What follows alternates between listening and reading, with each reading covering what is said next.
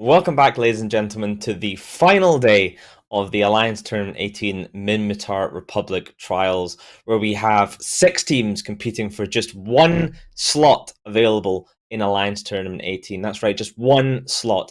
31 teams have been confirmed. 6 of them yesterday in the various tribes who took the number one positions in each of those tribes. The second place fell to today, and we have one final group round followed by a playoff for that one remaining slot. And we have a series of fantastic teams today to show you. We have We Form Blob, we have Percussive Pizza Time Diplomacy, we have Odin's Call, we have the Ancients, we have Laserhawks, and we have Kitchen Sinkhole. Who amongst them will be strong enough to beat off all of those other strong, competent teams and take that one last remaining slot in Alliance Tournament 18? I'm joined on the desk by Jintan and Alexei Karda. How are you guys today? Jintan, who do you think is going to make it through?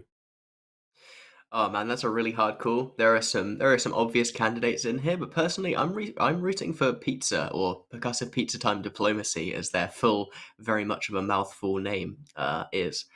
They've really impressed me with some of their matches going through the brackets so far, and they lost in an absolute nail biter of a match going up against the equally auspiciously named Hidden Leaf Ninja Village Assassin Squad Esports, or however the hell their name is Forest written. Ninjas, as we call them. Yeah. And they were probably one or two heated shots, or dropping their rep bots, 2 or 3 seconds earlier away from winning that match.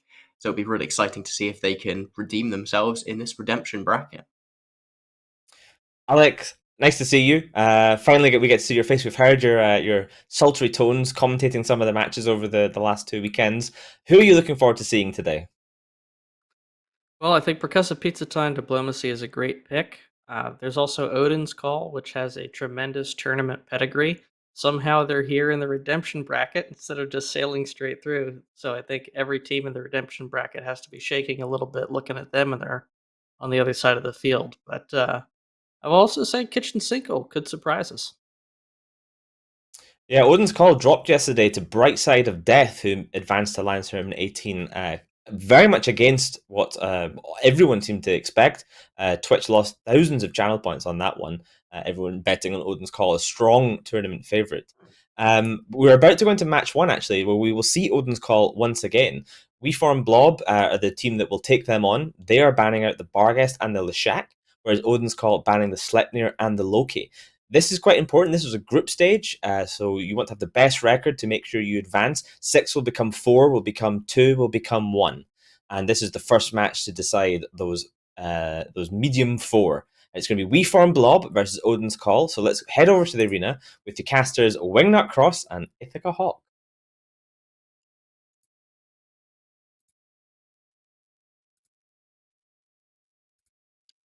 G'day there, Good mates. afternoon, Welcome to the everybody, and arena. welcome Oh, to there we the go. arena. Timing. I am Ithaca Hawk, joined once again by Wingnut Cross for this fantastic matchup between We Form Blob and Odin's Call. And immediately, I am excited. Wingnut, I see a Vindicator and 2 Fleet Tempests here on the Blob side. That is going to be a huge amount of damage and control for that team that the Odin's Call guys are going to have to get around. But they have a Balgorn and also 2 Fleet Tempests. What do you think is going to happen here? That's an interesting call bringing the Vindy with the Tempest fleets. The Balgon provides control, whereas the Vindicator provides close range DPS. Tempest doesn't need to be close to shoot, so it's an interesting combo. If that Vindy gets on top, that Bal's going to make him suffer, but that is still extra DPS that could turn the tide. Also keep an eye on the Crucifier in the back, as well as the Celestis for the opposing side, so there is an Ewar angle going on here as well. Yeah, the Mauler and the Vindicator for Blob warped in at 0 as absolute chads and are immediately burning straight towards the Odin's Call team, trying to get tackle on it. It looks like the Vengeance turning around, burning away, going back to try and get reps before he gets Giga Dunked. But Captain Mauler. Tubun is getting hit pretty hard, burning into Balgorn and 2 Fleet Tempest here. Yeah, the Mauler tried going in for the tackle and actually got, I think, counter screened off by the opposing Mauler. So that's not going well for him. But Tempest fleets are charging. Are they shooting anything? Looks like they're going for a Tempest fleet headshot. Okay. They want to get rid of the big ships first. Fair enough. We see the Mauler of Blob about to go down. He's about to hit Hull, and that's going to be a big loss. That's heavy tackle for that team that could be removed from the field. Meanwhile, though, trading it for a Fleet Tempest, that would be very worth it if they can do so. If they can take that out of Odin's Call, that's a massive chunk of their damage removed from the field. He's starting to hold. Yeah, that Mauler is tanking. Captain Tuban tanking now. So the Deacons of Kane and Driss getting in there, getting into range, and putting their reps on that Mauler, bringing them back up. Still a bit of a stalemate as both teams are just struggling to get position and tackle. Full wave of rep drones on him as well. That Mauler is safe, and now that Tempest fleet is held down by I believe both other Tempest fleets and the Vindicator. I think. Either way, yeah, he's held down. Now it's going to be a race, and look at that immediately. They know that it's going to be a race now. Go for Jack Dorval. Try and break through one of the battleships. Looks like they're going for a Mauler, trying to get him off of one of their targets. Yeah, they're all turning around. You can see the Fleet Tempest there of Elias burning back towards that Mauler to try and take him down, and they've done it. So one Mauler down, and unfortunately for Odin's Call, it is their Mauler. Meanwhile, the Mauler of WeForm Blob is happily back up at 100% armor. The Fleet Tempest of Jack taking a little bit of damage, but I don't think he's that concerned. He is tackled, but if those Deacons can keep him alive long enough for them to take out Colonel Kurtz, then they're going to be in a really good position. Yeah, so the Mauler that went down was actually smart bombing off the rep drones, I believe, on the friendly Mauler, and I think it was actually might have been smart bombing a few friendly ones off as well. But now Jack Dorval is getting very low. Vindicator might come back too late. That turnaround might actually cost them the match. Tempest fleet is just holding on, but I think next volley's going to push him through Hull. There it is. Oh yeah, look, he's dropping through Hull. Both Fleet Tempests are taking a lot of damage. One going into armor, one into Hull. That is not good. That's that Balgorn slowly starting to do some work, probably on those Deacons. We see some newts landing on it. We see some newts in the Vindicator. That Vindicator is very susceptible to getting neuted out and then just not being able to apply any damage. Jack Dorval about to go down. There you go. So one Fleet Tempest down, not a good position for WeForm Blob right now. They've taken out the Mauler, but they need to get down this Fleet Tempest of Colonel Kurtz if they want to have a chance of stabilizing. Yeah, part of the problem as well is that half their DPS now is in the Vindicator, which can absolutely be neutered off by the Balgorn whenever he decides to, which can definitely cut a lot of their DPS. So while they still have a lot left, that's going to start becoming a problem. As you see, look at the rep drones on the Tempest fleet of Colonel Kurtz. There is just so many rep drones, mediums, heavies, they're all there. Yeah, I'm just looking at this Vindicator right now. His guns are just not firing. Oh, he just fired a round off. He's clearly struggling for capacitor right now. Yokan in that Balgorn just applying all of those heavy energy neutralizers straight to the face of that Vindicator and turning him into a 23-point hole in that WeForm Blob team. This Fleet Tempest is about to go down as well. Once that's down, sure, a Vindicator can do a lot of damage, but if he doesn't have any capacitor, he's not going to be able to apply any of it. Yeah, meanwhile, I think in the back, I'm just keeping an eye on stuff. Where is that Vengeance? Vengeance is getting a primary as well, and I'm not sure what he's getting shot by, to be perfectly honest. Maybe the Confessor? I'm not seeing anything else shooting him at the moment. Yeah, I got to be Confessor. Never mind. At the moment, I would say Odin's Call are in a very commanding position. None of their ships are even into armor right now. The reps coming from the Talia and the Deacon onto this Fleet Tempest of Colonel Kurtz are happily stabilizing him from the damage coming from essentially one Fleet Tempest right now. That Vindicator has been neutralized completely. He's going 30 MS. He is neutered. His guns aren't firing. He's just basically a bunch of EHP ready to die at this point. Yeah, unfortunately, I think that turnaround for the Mauler, while they might have considered it necessary, is going to be the thing that cost them here. They just don't. They didn't have the DPS when they needed it, and now they're pretty much behind the 8-ball here and getting constantly taken out by the newts. It's really interesting because this is two very similar comps. Do you think if we'd had a Balgorn on the Blob side, this would have been different? It would have been a bit of a newt war. Maybe, because it changes the whole dynamic. The Balgorn provides control, whereas the Vindicator provides DPS and close control. So definitely would be a very different match. But that means I don't know which way it would go, to be perfectly honest. Everything could get flipped. Honestly, I'm surprised there's not a single smart bomb on this team to try and maybe remove these rep drones. Neither team, actually. The Mauler had smart bombs for Odin's Call, but I'm not seeing any smart bombs anywhere else for Blob here. Yeah, I don't think there's much more they can do now. That's that second Fleet Tempest down, and there's a Crucifier as well. So any E-War they had that was perhaps reducing the damage coming from those Fleet Tempests has just been removed. The Vindicator is dying pretty quickly. This match is over for WeForm Blob. They're going to lose this one basically 100-5 now. The control exerted by that Balgorn was just too much, especially against a Vindicator, an incredibly cap-dependent ship. Just Exactly Great that. matchup for I love Odin's my Call. Vindicators. Love my Vindicators, but this was not the fleet to bring it into it all. Like the Balgorn, this is why one of the reasons why the Balgorn is a really good damn ship. It's because like that nuke control plus the extra web support as well just makes it a brutal thing to verse. And as my favorite ship goes down, it's that's the end. Odin's Call, we're somewhat surprised to see them in the bracket today. We expected them to get through yesterday, but they dropped that match. So this is them putting their big boy pants on and coming with their best comps, trying to make sure they secure that final position in the Lions Tournament 18. It is cleanup now.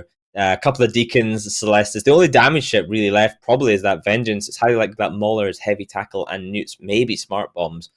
So if it's up to Blob, they're basically going to try and burn for the boundary at this point and get this over with. However, that would be a bad idea because the tiebreakers are still in place. So rust points are important here. Be quiet, damn it. Yeah, I mean, any team that read the rules would know that there's rust points, which is used as a tiebreaker.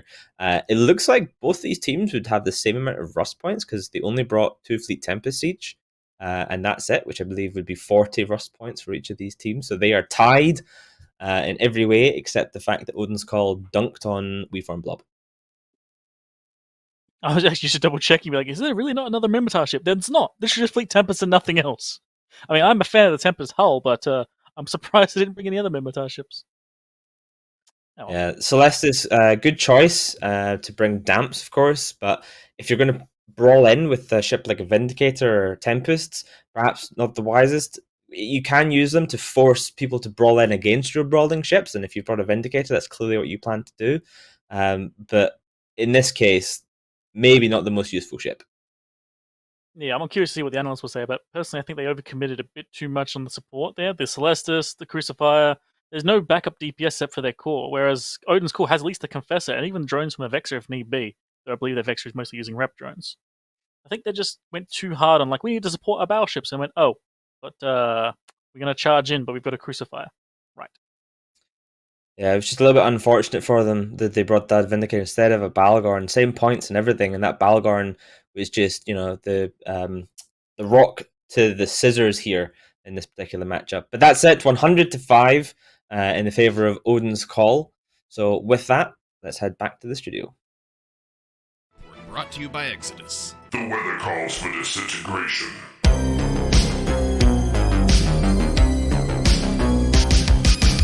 And that's the weather forever.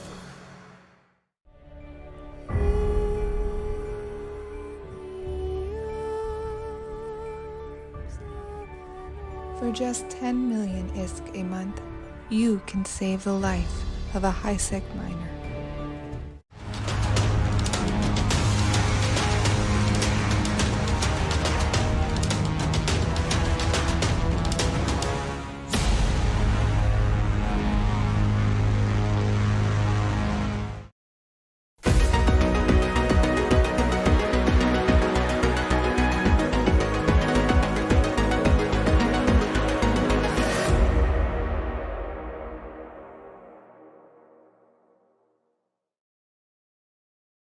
Welcome back, ladies and gentlemen, to the desk. WeForm Blob dropping the first match to Odin's Call.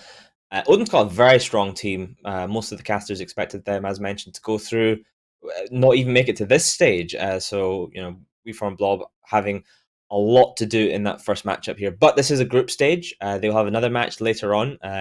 Not the next match, but the match after that, where they go up against Kitchen Sinkhole. So they're going to hope for a W there and to try and get through on some sort of tiebreak into the intermediate stage. Jin Tan, how was that match for you? It looked like just. Tell you what do you think of that? The difference between the Balgorn and the Vindicator in these two comps? Yeah, so the Balgorn and the Vindicator kind of fill very different roles. The Vindicator is there to kind of push you over the edge if you're facing some sort of heavy cruiser core or potentially as a counter to rush, whereas the Balgorn is there for these kinds of 3 battleship control, which is what we would generally call these setups from both teams, for the mirror in that, because in those kinds of games, you're going to end up with a very slow, very grindy, positional-based game, and having a threat that can just deny, a 30-kilometer sphere of area, which is where pretty much all your opponent's ships are going to want to be, gives you so much ability to grind out an advantage and eventually win in the late game. as we saw in that match, it did amazing work. The Vindicator wasn't firing from pretty much 3 minutes in until the end of the match, just due to the power of those Vindicator newts and the fact that it was able to use its webs to keep them out of position even after its brave screening Mala Aethor sacrificed himself to give his team time to get into position for that. Yeah, and Alec, I wanted to ask you about something a bit more technical in the comps. So we saw Odin's Call bringing a Talia and a Deacon 5 points each. Meanwhile, Blob bringing 2 Deacons. The way the rules work in this tournament is if you bring duplicates of the same ship, each of them increases by 1 point. So those 2 Deacons were 6 points each for 12 points total. What do you think about the choice to spend 12 points for 2 Deacons versus 10 points for Talia and a Deacon? I think it's a little bit questionable. I've seen a number of teams do that over the course of the feeders. The Deacon and the Thalia they're different ships. Obviously, they do have somewhat different strengths, but they are not 2 points different from each other. I don't really think there's much of a reason why you would want to bring 2 Deacons and pay those extra points when you could just swap one of them for a Thalia. You're not losing a ton of rep power, you're not losing a ton of tank, and you can use those 2 points elsewhere, which is what Odin's did, bringing a Vexer instead of, I forget, Vengeance, I think it was. Um, Yep. this gives you more options. Now, it's entirely possible you can't think of really what to do with those 2 points, and it might not feel like it matters, but in a tournament like this, where the slightest ship selection matters so greatly, why handicap yourself like that? It's not worth that 2 points. Yeah, we saw Jintan both teams bringing the Celestis. We talked a little bit about it during the match. Is a great way to control range with the bonus damps. A pretty much must pick type ship this year. The damp bonus ships. Do you think? I don't think that the Celestis is specifically a must-pick ship, but I think you want, if you're in a control setup like this, you need to have something to be able to push you over the edge in the damp war. You're going to either look at a Celestis, an Armor Jackdaw, or if you're really struggling for points, a Keres or a Maulus that can just lock out your opponent's damp ship. Because without that, you're not going to be able to really affect the game plan that you want as the match continues. The scripted damps are just so potent. They effectively have been part of the reason why we haven't seen so many T2 logistics during the run of this tournament so far. And they're we speculated yesterday that actually it's part of the reason why we've seen these matches end so quickly and with so many ships on both sides dying, although wasn't the case in this match in particular. And Alec, if you're a captain of one of these teams and you come in and you see you've brought this brawl comp essentially, and you see across from you another brawl comp, like what's your strategy to out brawl the other team? It seems like the most effective strategy is to headshot the enemy DPS. You're kind of in a DPS race, and ignore the control as much as you can. It's not always possible, but if you're going to be up close and personal, those damps wind up not mattering a ton. You've got to get in there and pull out the linchpin of the enemy setup, whatever that main battleship is. Um, if they were able to take out the Balgorn first instead of the Fleet Tempest, I think that match would have turned out very differently for them, because that Balgorn was completely taking out both their logistics and their Vindicator, which they invested such a huge chunk of points in. They really weren't able to get a lot of value out of it. The value of the Vindicator is already diminished because it's going up against a triple battleship setup, whereas the Vindicator traditionally does better against smaller targets with its bonus web. So they're losing a lot of value there, and then its cap-dependent blasters, the Balgorn shut that down. And the longer the match goes, the worse that is for them. Jintan, you look like you had some thoughts on that. No, I was actually just looking over and taking a look at the comps that the teams we have coming up next have flown in the past, and it's looking like it might be quite an interesting matchup. Yeah, well, let's talk about that matchup then. So this next matchup is going to be between the Ancients and Percussive Pizza Time Diplomacy. Percussive Pizza Time Diplomacy in an absolute nail biter yesterday against the Forest Ninjas.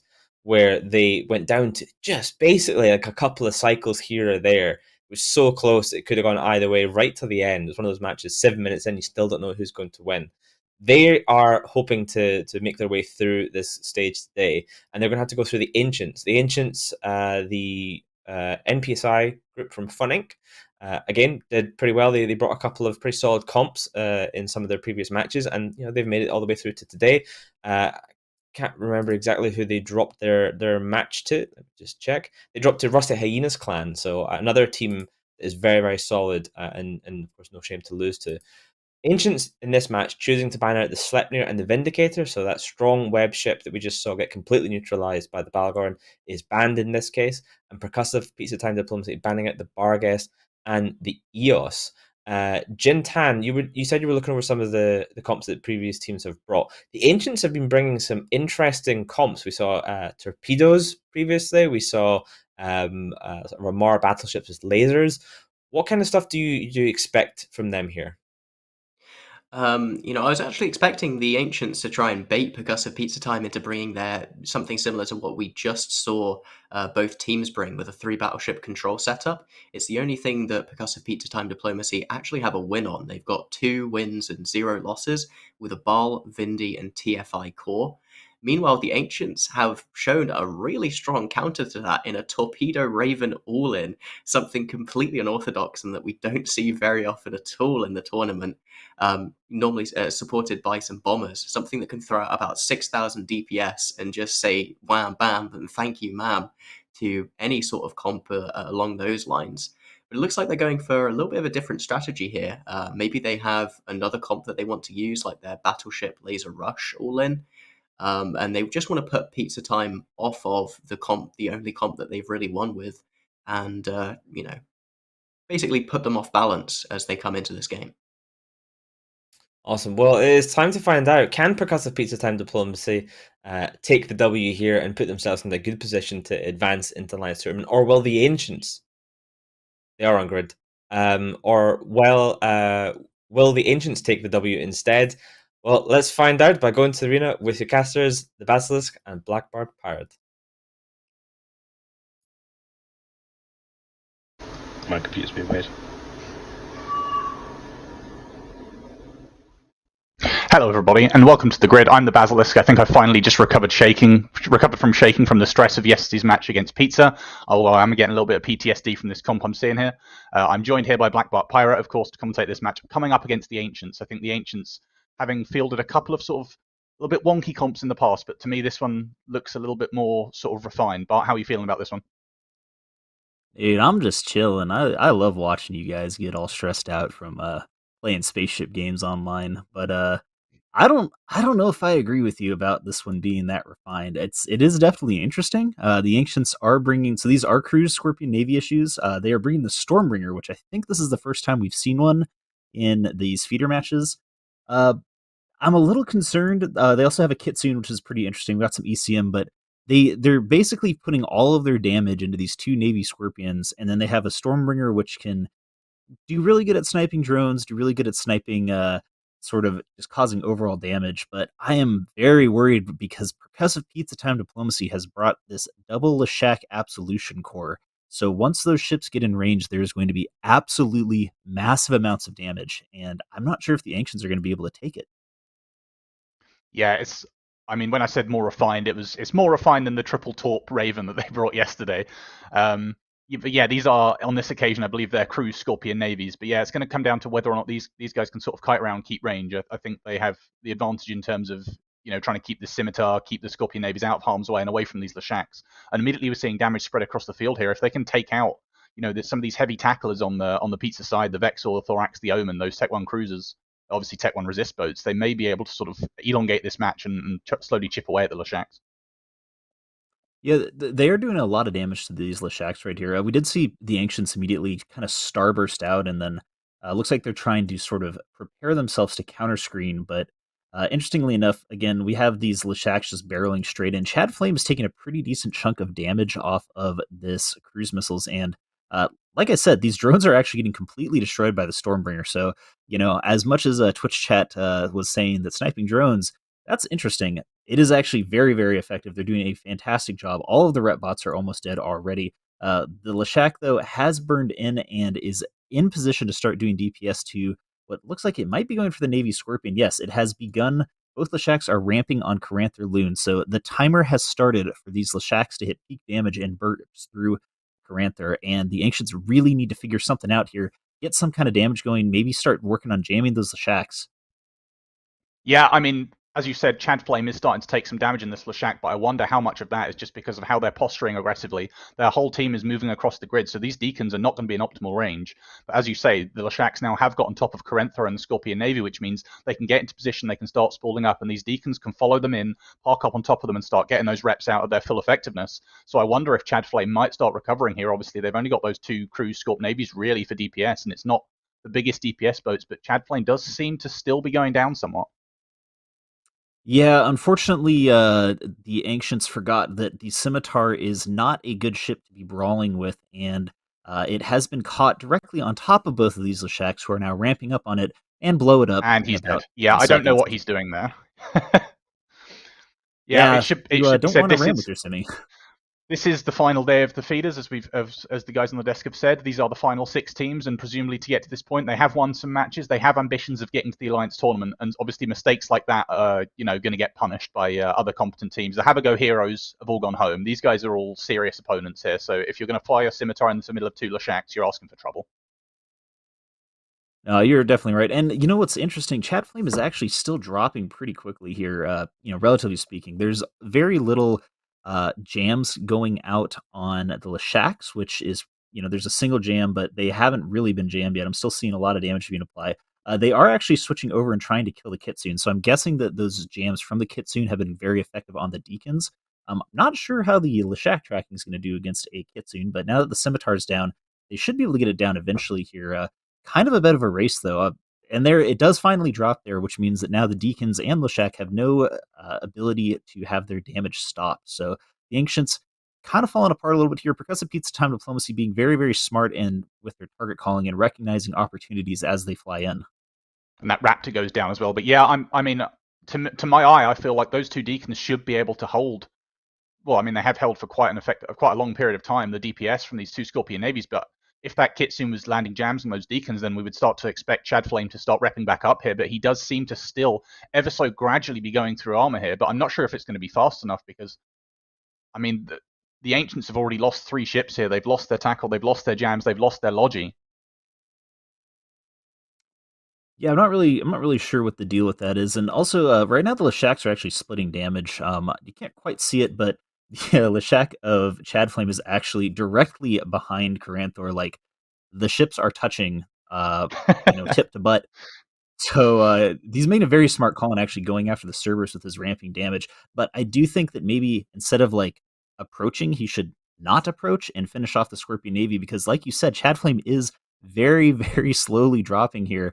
And I don't think the Cerberus is the correct target for him to be shooting. So, it's entirely possible they're going to lose this Leshak and not have enough damage to break Scorpion Navy issues because they are still very, very tanky, even without reps. Yeah, it's possible, and we saw Chad Flame take so long to go through armor, I'm going to guess that these are the same sort of Leshak fits as they used yesterday in their match against Hidden Leaf Village, which were triple-plated, max tank, triple Trimark Leshaks. So obviously going through armor took extreme long period of time, but they are actually going to win this race here as Chad Flame goes into 30% hull, but the Scorpion Navy of Carenthor is going to go down at about the same time as well. Yeah, and as soon as it does go down, Chad Flame drops at the same time, and I think that the Ancients probably aren't going to be able to pull this off just because of the ramping DPS going to be able to counter it. But there was a little bit of a throw almost. I don't think Chad Flame had to die there. All reps on Chad Flame, Jesu Chad Flame, a little bit of damage still coming out, but yeah, I don't know if one Scorpion Navy issue has the ability to break through Leshak. Certainly going to try though. The Jackdaw does drop here. Damage going out on the Thorax actually, which is kind of strange. And I will say that Iska's Scorpion Navy issue is MJDing away, probably the only person on the entire Ancients team who actually realized that brawling into a bunch of Leshaks is not an intelligent idea. Unfortunately, not going to be able to MJD due to the warp scrambling of that Thorax. Yep, I'm not sure if they're going to be able to kill him in time. I guess obviously only one Leshak left in the Absolution for DPS, so 4 minutes. Probably doable, I suppose. But I just want to talk briefly about these comps. I mean, I said at the start the Ancients had sort of maybe a more cohesive comp than yesterday than the three Ravens. I feel like the three Ravens, the three Torp Ravens was very sort of one note. Either the opponents warp in something at close range that you can pump your Torp DPS on some heavy battleship core and you can pump through it, or you just lose. How do you feel about this one? Do you feel this one has sort of clear win cons, clear counters, clear sort of we win this match, we lose other match, and how could they sort of play around what this comp does? I feel that like with the meta that we've been seeing in the feeders, which is like so much, just so ridiculously battleship heavy, I think that this setup was actually a very good one, and that the Ancients just executed it like terribly. And not even that the Ancients necessarily executed it terribly, but having your scimitar directly on top of your two cruise missile battleships is not smart. Like, if you see what Iska did, right? Iska pulled off, went to a beacon, and was prepared to jump away to utilize the fact that cruise missiles can hit anywhere. What if both Scorpion Navy issues pulled range and the Scimitar pulled range, and so that way, like, yeah, okay, well, you all in on one of the Scorpion Navy issues, but then all of your other ships are in different positions, so that even if that Scorpion Navy issue dies, you still have to have that travel time to move through space to get to the next target. Just putting that out there. Yeah, I think some of these teams need to get sort of better at identifying win cons, and a lot of these matches we've seen with the feeders, a lot of the less experienced teams' matches sort of tend to devolve into an all-out brawl match, whereas sort of similar to the adage on TQ, if both FCs enter a fair fight, one of them's made a mistake, right? If both teams start brawling upon, right on top of each other and just start devolving the match into a mess, it's going to be less favorable for one of them. So one of those two fleets has made a mistake by sort of willingly engaging in that fight. And I think the Ancients here could have done a better effort at not getting involved in this brawl fest with these two Lashaks, because obviously if you let two Lashaks, Absolutions, Deacons park up on you, they're going to win the DPS race against two Navy Scorpions. And they didn't really have any damp pressure here with, they haven't brought Celestis, they haven't brought Keres, they haven't brought a damp Tech 3 destroyer like a Confessor or an Armor Jackdaw. So I feel like there was room here for the Ancients to leverage their range, leverage their speed on the Scimitar, the Cerberus, etc., and kite around the arena a little bit, but they didn't really play to the win condition of their comp here. No, and also like thinking about the Stormbringer, I guess people are saying that the Stormbringer is like 0.5 or 0.6 now. So it's been brought a couple times. This is actually like a case where the Stormbringer would have been really, really smart, because if we saw it being used correctly and just completely wiped the rep drones out on the Percussive Pizza Time Diplomacy side, the thing to get rid of rep drones is you got like three options. You can use bombs, you can use smart bombs, or you can use a Stormbringer. With your cruise missiles and your Stormbringer, you can do that from far away. So like the Ancients had this idea of long range damage that they could apply from anywhere on the grid, and then they chose to brawl in with it with their entire fleet, including their Scimitar. So like I think that they had a good idea here, but it just didn't work because the Scimitar pilot got tackled. And as I say that, Percussive Pizza Time Diplomacy does finally clean this up. Husili final kill, Cerberus going down, and Percussive Pizza Time does win 100 points to 26, and we will send it back to Itka. Pew, pew. Pew, pew, pew. I buried the pot.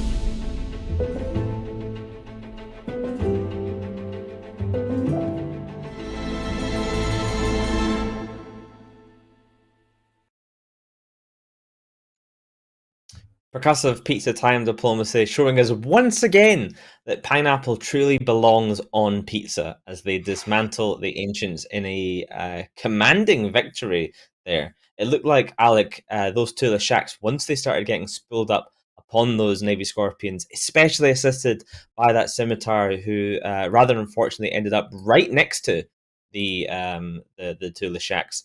It was just too much DPS. I mean, 52 points in 2 ships, though, that's quite a commitment. What do you think about that? I'm a big fan of the Leshak. I think it brings a lot to the table. I really like the RR aspects of it on Tranquility. Obviously, you can't do that here in the tournament, but it still has a big chunk of utility highs. It has a ton of damage. It is pretty straightforward to counter, which is the one big downside of it. You can tracking disrupt it to break its spool. You can ECM it to break its spool. You can do a lot of things to break its spool, and when it breaks, it has to spend valuable time re-ramping back up on whatever target. Um, that said, it brings a lot of versatility. It brings a lot of damage, and if you're seeing 2 of them on the other side of the field, chances are it's going to overwhelm your logistics. In this case, I it will say overwhelmed it that a little more directly than most teams see, but it does happen. Yeah, I just wanted to say that I think that Percussive Pizza Time did a really good job in their theory crafting in terms of putting pieces around it to prevent that kind of E-War disruption from really giving it the same problem you'd normally face. We saw a 5 really high DPS tackle ships being brought out there by Percussive Pizza Time, and some ships we don't normally see, especially in the Thorax and the Omen, that aren't that tanky, but they can sort of operate independently in this comp and run around, grab onto the Crucifier, a Keres, a Kitsune in the back lines, and kill it down. Or, as we saw in that match, effectively just swarm onto a Scimitar, tackle it early on when it's out of position, and snowball the match from there. And the other ship I wanted to mention, you already hit on the tackle ships there, Jintan. But we saw a Stormbringer on the ancient side. Uh, what do you think about that? Like, what makes the Stormbringer so interesting a pick here? The Stormbringer is really, really tanky. It gains the ability of, 6% per level, I believe, of a resist bonus. And that means that it can operate kind of outside of the fight for a little bit, shoot outside of it, and take a lot of incidental damage without really being in threat of dying, especially if you have a Scimitar to support it. But the main thing that it really gives is the ability to clear rep drones, and this was something the commentators picked up on. I just want to re-emphasize, one of the real big power points of the Leshak is that it can field 5 heavy repair bots, and that means that it's doing, something like 125 raw HP a second per Leshak onto whatever's being shot. And taking that off the grid just makes it so much easier for a relatively low DPS comp like this cruise missile Scorp comp to break things. What you're trying to do here is you're just trying to keep a flat line of damage over the course of the match and hoping that you're able to use your range control to prevent your opponents from really doing as much damage over the course of an entire match. Alec, what do you think about teams who really load up the top end of their comps here? We saw Leshak, 2 of them at 52 points, and then an Absolution at 18 points. That, if my math allows, is 70 points in just 3 ships, meaning you've got 30 points to split across 7. That feels very, very unbalanced to me. What do you think about that? That's an interesting strategy. Battleships do bring a lot to the table. I don't want to say that that's not worth the points, because it is, but you have to take a very different approach to your match. It's, like Yin mentioned earlier, you're kind of building a cocoon around these battleships, either to protect them, or you're building an escort around them to make sure that they get on top of whatever they need to get on top of successfully. So if you decide to go that route, you're essentially committing your entire team and your entire strategy to making those 2 or 3 ships as successful as they can possibly be. It's high risk, high reward strategy, because if something goes wrong with one of them, you're toast, as we saw with the Vindicator match earlier. On the other side, you can spread your points out to have lots of high damage cruisers and battle cruisers and command ships, things like that. But each individual piece of that is much more fragile, and all of your team have to be operating on all cylinders because they'll need to get on the right target, not get screened out. There's a lot more moving parts there that can potentially go wrong. So I do like the strategy, but it has to be a very deliberate choice. If you just pick battleships because you like battleships and you don't plan the rest of your comp around it, it's a recipe for disaster. Awesome, thank you. Just want to shout out everyone in Twitch. Looks like you overwhelmingly endorse pineapple on pizza, 53%, which is the absolute majority in this first past the post system supporting pineapple on pizza. While you're out there, you can use your channel points to bet on these matches, and then you can turn them into awesome Galnet skins, 10k at a time. So make sure you're gambling them all on all these matches. Speaking of gambling, looks like a lot of you are favoring Kitchen Sinkhole here vastly over We Form Blob, which is going to be our next matchup here, as I see 25% to 76% now of you voting for Kitchen Sinkhole over We Form Blob. Let's take a look at the bans for this next matchup. We Form Blob versus Kitchen Sinkhole. Kitchen Sinkhole lost out yesterday to Electus Matari, who sent them to this redemption arc. Whereas We Form Blob, as we saw earlier on, this is their second match of the day, so they'll be looking to pull out a W here. Balgorn and Eos banned by We Form Blob, whereas Kitchen Sinkhole banning the Zarmaz and the Tempest Fleet issue. Interesting sets of bans there from Kitchen Sinkhole, Jintan. What do you think? Yeah, I'm not entirely sure why they're banning these ships. I know we've seen the Zarmaz to be banned by them in a couple of other matches as well, but we've only ever seen Rusty Hyenas break it out. And I think this is something to do with the comp that Kitchen Sinkhole have been relying on. They've flown Minmatar Rush in every single one of their matches so far in the trials round. And I imagine that they're very, very concerned about the Zarmaz's ability to ramp up once they land on some sort of key ship that they think, taking it out will remove the win condition from their opponents. So just banning it and leaving it to something like an Aneros or a Guardian Reps, which, whilst having a lot more flexibility in its ability to rep, doesn't have quite that peak potential, isn't going to be as impactful versus the game plan of a Minmatar Rush.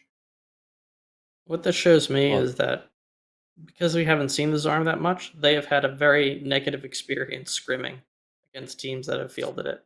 So whatever their setup is, they've gotten burned really badly, and they don't even want to risk it.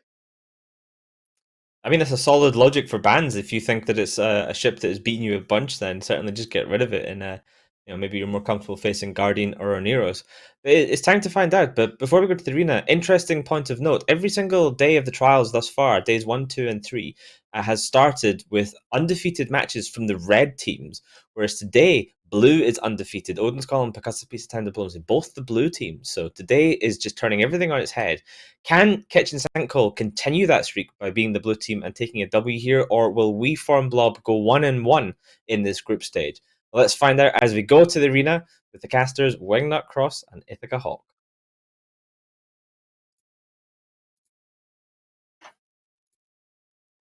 G'day there, mates. Welcome to this match with me and, of course, Ithaca Hawk. And we have a very interesting Minmatar Rush strategy versus triple battleships, but it's twin Typhoon fleets with a Leshak. So definitely a slight variation here. Yeah, this is basically the same comp that We Form Blob brought in the first match, but they are completely PTSD'd from bringing that Vindicator, so they decided to bring a Leshak instead, which, to be honest, the better choice. What they've done is... Can you hear me? The Typhoon fleets are not missile fit. What the Okay. What? I mean...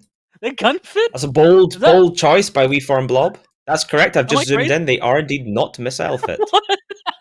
Welcome to Looney Land, ladies and gentlemen. Well, they're doing something. They are doing something, and will that work? We will certainly find out as this match is now underway. We Form Blob currently contemplating their fitting choices. Meanwhile, Kitchen Sinkhole burning away from the center of the arena. Let's see who takes first blood. I'm sorry, just trying to get my lungs back there. Yeah, that's. I guess they're autocannon Typhoon fleets. I'm pretty sure. Yeah, they're autocannons. All right, so we have autocannon Typhoon fleets with a Leshak versus autocannon Hurricane Sleipnir with a pretty sizable fucking support wing, to be honest. They got a Hugin in that comp. That's a lot of points spent in support, even a Scimitar as well. Yeah, Hugin's going to be really important. Long range web, bonus target painters. He can help the rest of his team apply and slow down and screen things.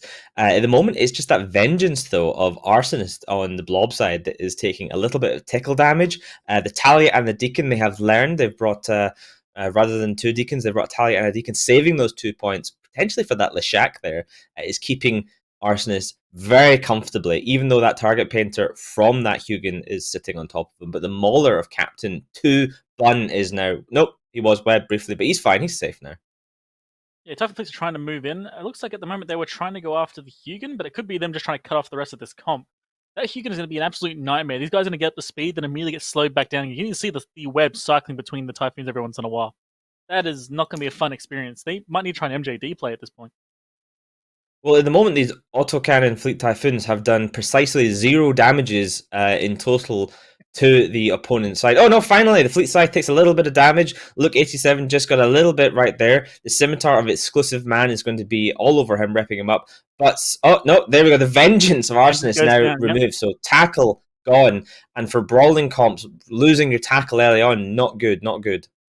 Mm-hmm. Yeah, like I said, they might have to try for the MJDs because I don't think they're going to catch this comp with that Hugin playing controller type. And look at that Crucifier shot straight into armor with a single shot. Not looking good. Is he nearby his Logi? Not even close. It's kind of a sad sight looking at these Fleet Typhoons just burning around in empty space, trying vainly to catch something they can apply their vast autocannon damage to. But look at the shields of Kitchen Sinkhole.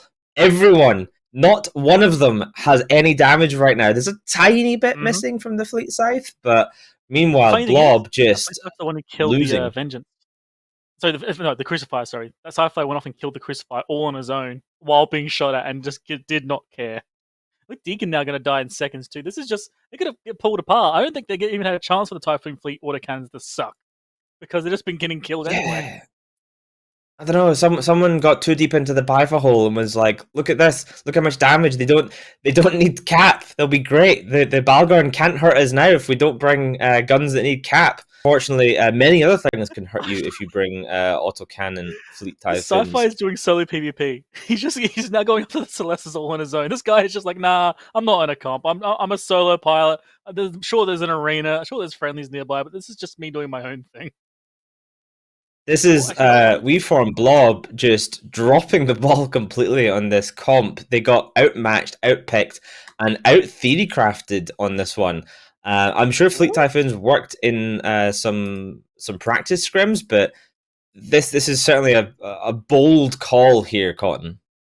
So good news, the Claymore is captured. Bad news, it is as far away from the battleships as it could be. So, yay, question mark. This is their chance to try and kill it, but I'm just looking, where are they? Yeah, Typhoon Fleet's burning over. Leshak is the other side of the universe. Is he going for an MJD?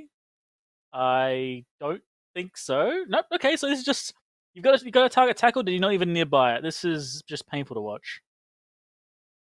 Kitchen Sinkhole doing just the best at staying away from We Farm Blob right now, which is a pretty solid strategy when your opponents bring ships that only really work at 0.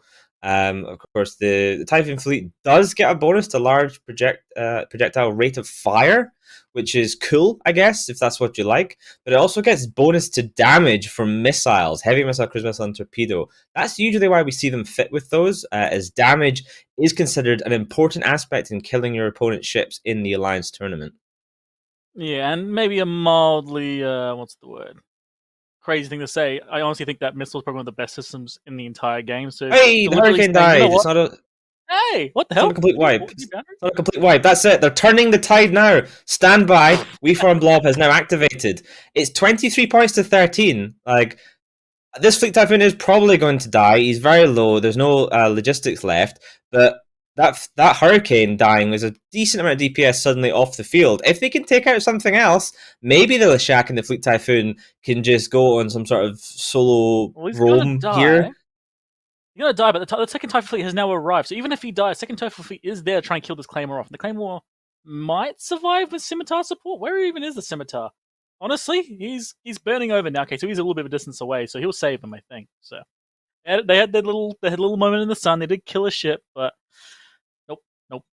Speaking of getting saved, not something that's happening right now to Elias Rampart in that Fleet Typhoon. In fact, he's dying, which is going to take off a chunk of this autocannon Fleet Typhoon damage from the field. Likely the Claymore will be able to tank now on his XLASB for a significant amount of time, potentially the rest of the match, considering there's also a Scimitar of Exclusive Man, who was briefly tackled and briefly damaged, but he managed to just get right out of dodge, get back out to range, and sit happily, repping all of his friends except the Hurricane. He didn't rep his Hurricane boy. I just want to state, please, to the guys in chat, I am not being optimistic. That is purely Ithaca being Ithaca, okay? These guys were screwed. They brought autocannon TIE fires. This is still heresy.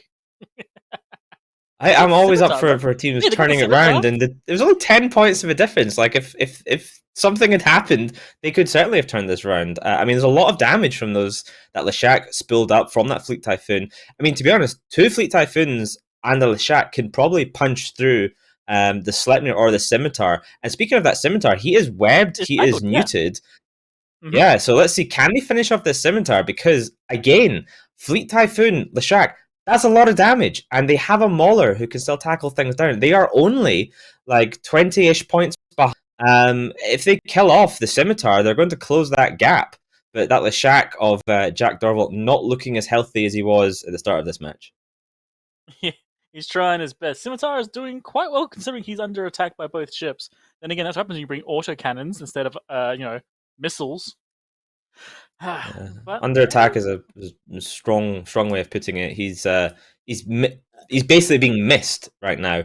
I can see the Leshak's beams going off into the void as he is struggling to track this Scimitar, who's almost on top of him. There we go. Leshak is down. Bye. So now we get to find out the age-old question: can a single Fleet Typhoon solo the rest of the Kitchen Sinkhole comp? I'm going to guess no. That, sorry. Just a quick correction though. Can an autocannon solo Fleet Typhoon kill this entire comp? There's an extra no on top of the no.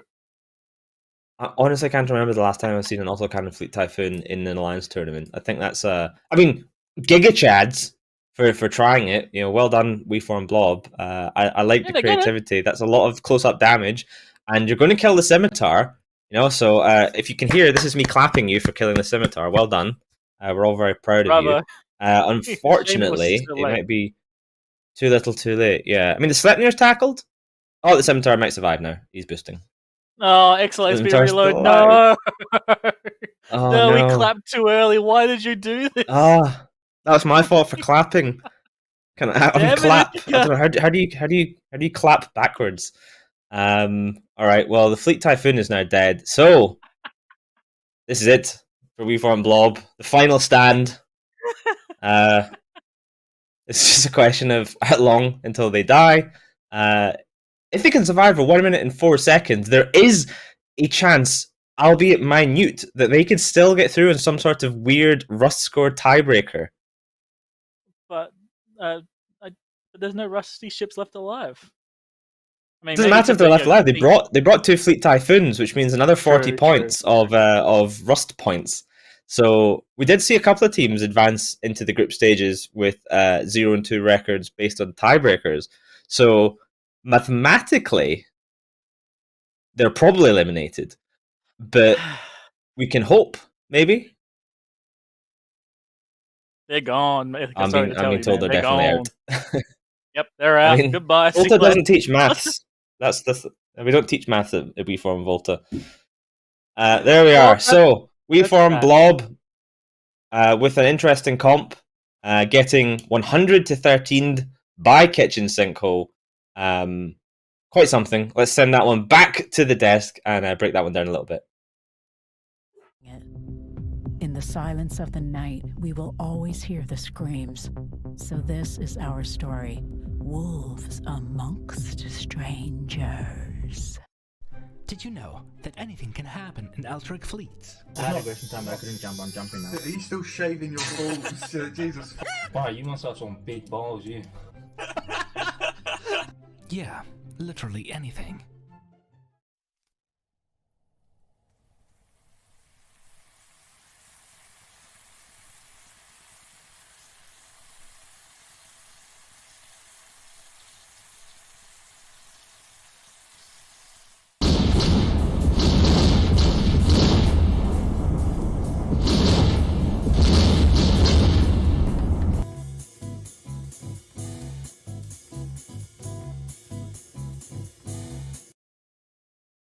They are WeForm Blob dropping another match there, so now they're 0-2, and basically that is them out of contention. But in Alliance Tournament 18, as Kitchen Sinkhole takes that win. Jin Tan, Autocannon, Fleet Typhoons. Your opinions, please. I really think we should just tee BBP up because that man is going off in the green room about these ships. For those who aren't aware, the Typhoon fleet issue, even though we normally do see it fit with some form of missile system, it does have a bonus to autocannons, and it's also a ship that you generally do want to put into close range. But the benefit of the Typhoon fleet issue is that it's a ship that can use missiles that's also still really effective in a close range environment with those 2 utility highs and with its 5 mid slots. It can just wreak havoc if you put it into the back lines. It can start to neutralize tackle off itself. It can do all sorts of wonderful things while still being able to slap things at range. And with autocannons, you can do everything RHMLs can do up close, but you can do exactly diddly squat to something at range, unfortunately. A little bit of a skill issue there from WeForm Blob. Seems like they crumbled under the pressure here, unfortunately. Maybe trying a little too hard to win on those rust points. Yeah, skill issue, and in this case, the skill might be thinking. I'm being told that even with all Navy ammo, Torps and Rapid Heavy Missile Launcher all do more damage. 800 DPS on Rapid Heavy Missile Launchers with a standard fit, 900 DPS with autocannons. According to my math, that is more damage, actually. I'm just being told. Wow, with hail. So there you go, 900 DPS with hail. That's a larger number, Alec. 900 larger than 800. So are we going to see a rise of these autocannon Fleet Typhoons, or do you think the more traditional fit is the better one? I think the more traditional fit is the better one. I'm not going to join the hater parade on the autocannon Fleet Typhoon. I give them credit for at least trying it. If under the right circumstances, it might be good. Maybe they were trying to bait out some guidance disruptors or something like that. You never know. But my issue is, if you're gonna be doing that, why in the world would you bring 2 of them and not one Tempest fleet issue, which actually has the bonuses to the guns that you're planning on bringing? Save yourself. Was 2 that banned? points. Just quick question: Was the Tempest fleet issue Was banned? that in it? Did last I miss match? that? Is that why? Let me just double check that I one don't because think it was. It was. Because It was. it was that's Tempest 2 fleet issue was points. banned. So there you Okay, go. answers my question. I've discovered the logic. What happened was the Tempest fleet issue was banned, so they went, crap, that's the core of our Yeah. comp. So they lifted the fit off and they put it onto the other fleet issue Mimitar battleship and hoped for the best. The world's Wow. greatest detective. Yeah. Call me Sherlock. Yeah. Okay. I mean, Jintan, is there any way they could have made that work? Do you think that they should have just gone for the standard rapid heavy missile launcher fit, or is there a reason for Fleet Typhoons to be fit with autocannons? I don't want to disparage the Blob team too much. They did bring a comp and they did compete in a match and they did kill a couple of ships. It just, if they caught things, perhaps the motto "Load Hail Never Fail" would have actually worked. Unfortunately, this didn't pay off for them in this case. What could they have done differently and actually pull out a W with this team? Yeah, I think actually, it's not quite as terrible of a choice as we're playing it up to, especially given the history of Kitchen Sinkhole. As we said going into the match, they've flown four games now with nothing but Mimitar Rush, and it's now game number 5 with nothing but Mimitar Rush. And and they're effectively just putting an execution check on Kitchen Sinkhole. Are you guys just going to assume that these are rapid heavy missile, fly directly into us, try and kill off our top end, or barrel your way through our low end, at which point we can just slam into you with these autocannons, we'll out DPS you, and we'll win the late game from that. But Kitchen Sinkhole, they did their due diligence, they checked those weapon systems, and you saw, even though they were in a rush comp, even though they were completely, they were completely underranged by their opponents, they just flew around. They waited for that blob tackle to get out of positions. First of all, the Vengeance, and then later on managed to actually wheel their tackle into the back line, get tackle on those logistics frigates, and pick them apart from there. If Kitchen Sinkhole had done the classic overheat props, overheat F1, and just pray, methodology that we sometimes see teams use with these rush comps, I don't think it would have worked. I think, there is every chance that Blob could have won that match. Their opponents didn't fall for the trap, basically. Yeah, the trap card was not activated in this instant. Well, unfortunately, that is 0-2 for Blob, so they are gonzoed from Alliance Tournament 18. But let's look at two teams that aren't gonzoed yet, the Ancients versus Laserhawks in our next match, and see what the bans are this time. The Ancients banning the Scimitar and the Sleipnir, Laserhawks banning the Raven and the Oracle. Interesting sets of bans from Laserhawks there.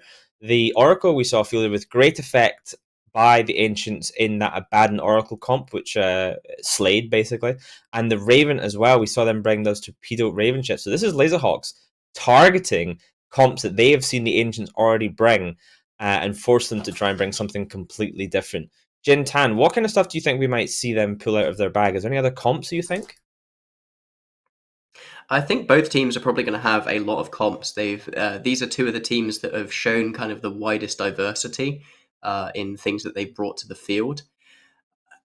It's just going to be a question of whether they think they can nail down what their opponents have brought. Obviously, Laserhawks have primarily had success with 4 Battleship All-In, and that's something that, again, it could have some real problems facing that Torp Raven All-In that we've seen from the Ancients in previous matches. But equally, the Ancients have their own version of it. I wouldn't actually be that surprised if we saw something of a mirror with both teams running a lot of Abaddons, Apocalypses, and just smashing them into each other and seeing whose tank holds out for the longest. Alec, what about you? What do you think about these bans that we just saw here? Laserhawks is definitely showing respect to the comps that Ancients have put forth so far. I think their bans kind of signal that they might be going a little bit Battleship heavy. Ancients, we've only really seen them run 2, maybe 3 comps, so they've been repeating their strategies. So they might have more that we haven't seen yet, maybe a kite comp. I think that would be a very interesting matchup. Well, it's time to find out and see if the Ancients are indeed bringing a kite comp or whether Laserhawks have got something to counter them. Let's go to the arena with the casters, the Basilisk and Blackbird Pirate.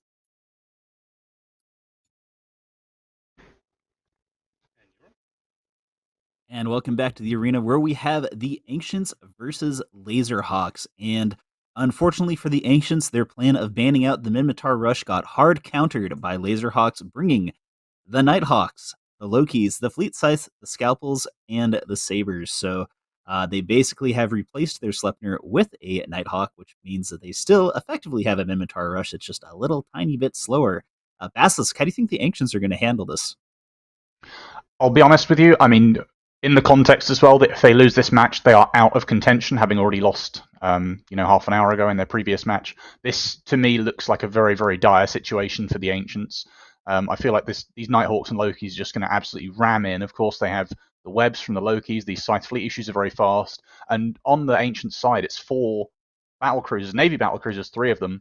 But of course, they still have Tech 1 resist, so they are just going to melt like paper mache. I mean, paper mache doesn't melt. Melt like butter. That's a better analogy. And of course, the Rediva here, I think also, we haven't seen it very often, but I think this is probably a pretty unfavorable matchup for it. I feel like that kind of ship with the ramping reps works best in a sort of slow attritional match where, the opponent doesn't have a huge amount of DPS. You get time to get those ramps up to sustain something, to keep it going and slowly whittle the enemy down. But in this match against a rush, it's exactly the opposite of what you want. The Rediva's going to start cycling on someone, and before he gets a chance to ramp up, they're going to pop.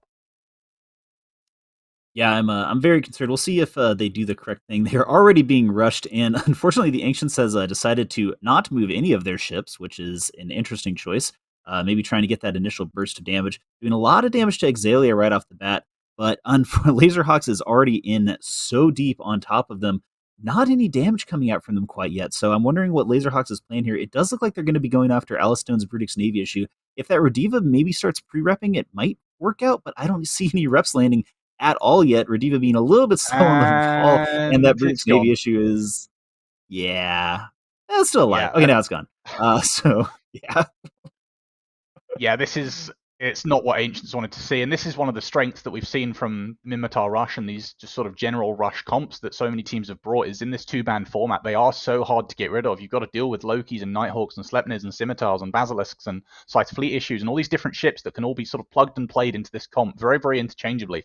3 different command ships as Claymores as well that can fit straight in, as Corinthor in the Harbinger Navy is going to go down.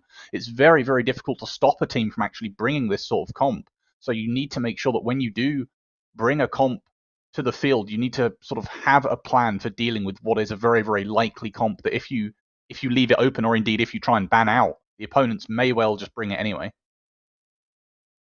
Yeah, it's pretty unfortunate. Hurricane Fleet dropping now too before the Loki has even dropped at all. I don't know, like, I like the Ancients comp. It's such a cool little setup. It's something we haven't seen before. Maybe if they had actually like tried to screen it all or move their ships at all when the match started instead of just standing there and taking it, something could have gone a little differently. This Rediva, not quite pulling it off. Like, we're almost seeing these ships catch. Like, they're getting so low and then they're dropping. Like, you can see the ramping reps going up, but they're just not ramping fast enough. And pretty much the entire front line of Ancients is already down for a single Loki. This is going to be a really, really quick match. Yeah, I feel like if you're going to run a sort of 4 battlecruiser comp like this, you need to sort of index more into range control. The Ashimu is really the only thing on their team that's capable of doing that, and even that has Tech 1 resist. So I'd much rather see, let's say, like a 10MN Hyena, which has much greater survivability. And I mean, the support wing needs to follow that sort of ideal. I mean, the Mala here is the only thing really that I really like here. The Celestis is, in my opinion, basically useless in this comp. These battle cruisers are going to be long-range gun fit. They're going to have railguns. They're going to have beams on the Harbinger. They are going to be trying to get away. They don't want to face rush. And if you're bringing damps are effective when you want to force the enemy in close to you, which is exactly what they don't want in this matchup. So I would much prefer if the Ancients had brought, things to range control, maybe some assault frigates to ADC and hold under reps from the ramping reps of the Rodiva, rather than, Navy Augur or Celestis, which are just going to melt with Tech 1 resists. Yeah, I don't know. I think that, like, there might have been a chance here if the Ancients had, like, kind of played this significantly differently.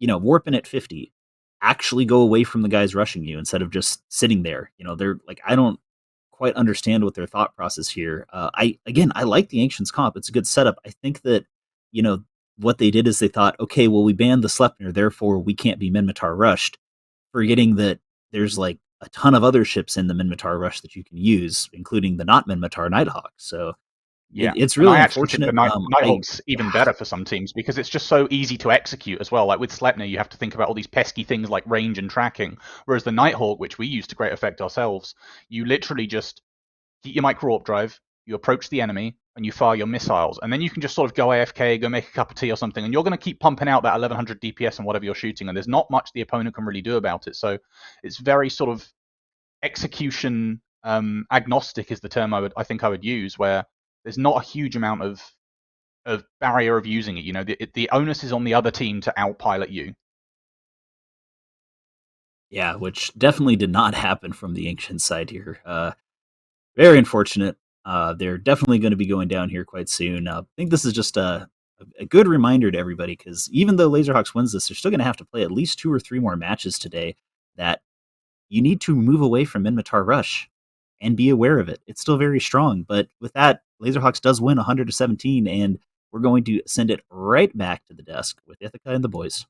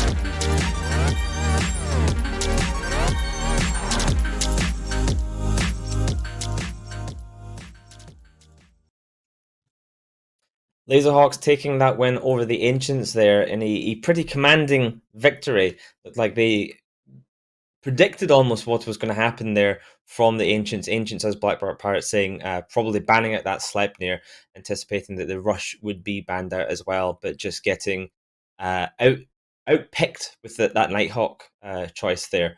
Alec, the Nighthawk Loki, we saw a lot of that in Alliance Open. We heard Baza talking about it being so strong there. What makes that comp just so powerful? The overwhelming amount of damage. The Nighthawk, when it's configured to brawl, is absolutely insane. It's got a massive tank, massive amount of damage, good application. The Loki webs mean you will hit whatever your primary is for 100% of the damage your ship is shelling out. It does have some weaknesses. It's a little bit slower, which again the Loki kind of compensates for that by being really fast and landing that long range tackle, allowing your Nighthawks to get on top of them. It does have some weaknesses in its capacitor, tank wise, but the Ishimu never bothered to nuke them, so it never really went through that. Overall, it was a really good answer to what I thought, just looking at it as the match started, to a pretty good Ancients comp. But Ancients just could not execute it correctly. The Rediva reps were late. Their target calling, I thought, was pretty good, shooting one of the Lokis first, but they just didn't follow it up by applying their newts to enemy logistics or to the primary target even. Meanwhile, Mimitar rushes so much damage so fast, it can really cause a panic in some teams because you're just losing ships left and right. Speaking of ships, it's been pointed out that the Ancients had shown a very, very significant variety of comps fielded over the past couple of weekends. Of course, we saw their torpedo battleship comp. We saw that Abaddon laser rush comp. We've seen this variation of what Jintan, I believe, your team called the quad mummy comp. As a team theory crafter and person running practices, can you talk to me about maybe the pros and cons of diversity versus just picking one or two comps and executing them and practicing them really well? Yeah, so one of the there's some upsides and some downsides. The upside is that when you get deeper into a tournament like this, you have a lot more tricks to pull out of your bag. You're a lot more able to deal with bans and kind of move effectively based around what your opponents have brought in the past. I think we saw a little bit of that in we're probably going to see a little bit of that come into effect against Kitchen Sinkhole. If people think that they've found a really strong counter to Mimitar Rush, for example, we're going to see that get brought against them, which is something that you aren't going to be able to do if you're focusing on one or two specific compositions.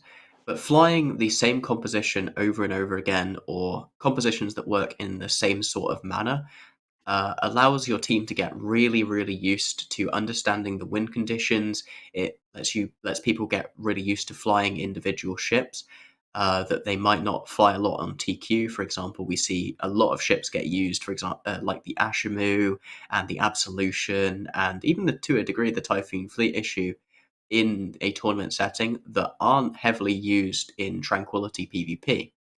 And getting used to all of the nuances of flying those ships can be quite difficult for pilots, especially when you've got on top of that the burden of communicating quite heavily about, hey, this ship's tackling me, and understanding, okay, that means that this part of my comp can maybe clear it, or no, I need to deal with that myself. These are all things that you can only learn by practicing them extensively. So you're typically seeing newer teams have 1 to 2 compositions uh, that they really focus in on and try and get good at executing. And unfortunately, here it looks like the Ancients spread themselves a little bit too thin. I think if they were to come back in next year, they'd want to grab one composition that works in a fairly similar way and just grind it out, learn all the nuances, the ins and outs of how it's flown, and then come in and just hope you don't run up against the counter. Or ideally, identify the counter and ban it out. For example, here I think a broadsword Loki ban would probably have been significantly better than the Sleipnir.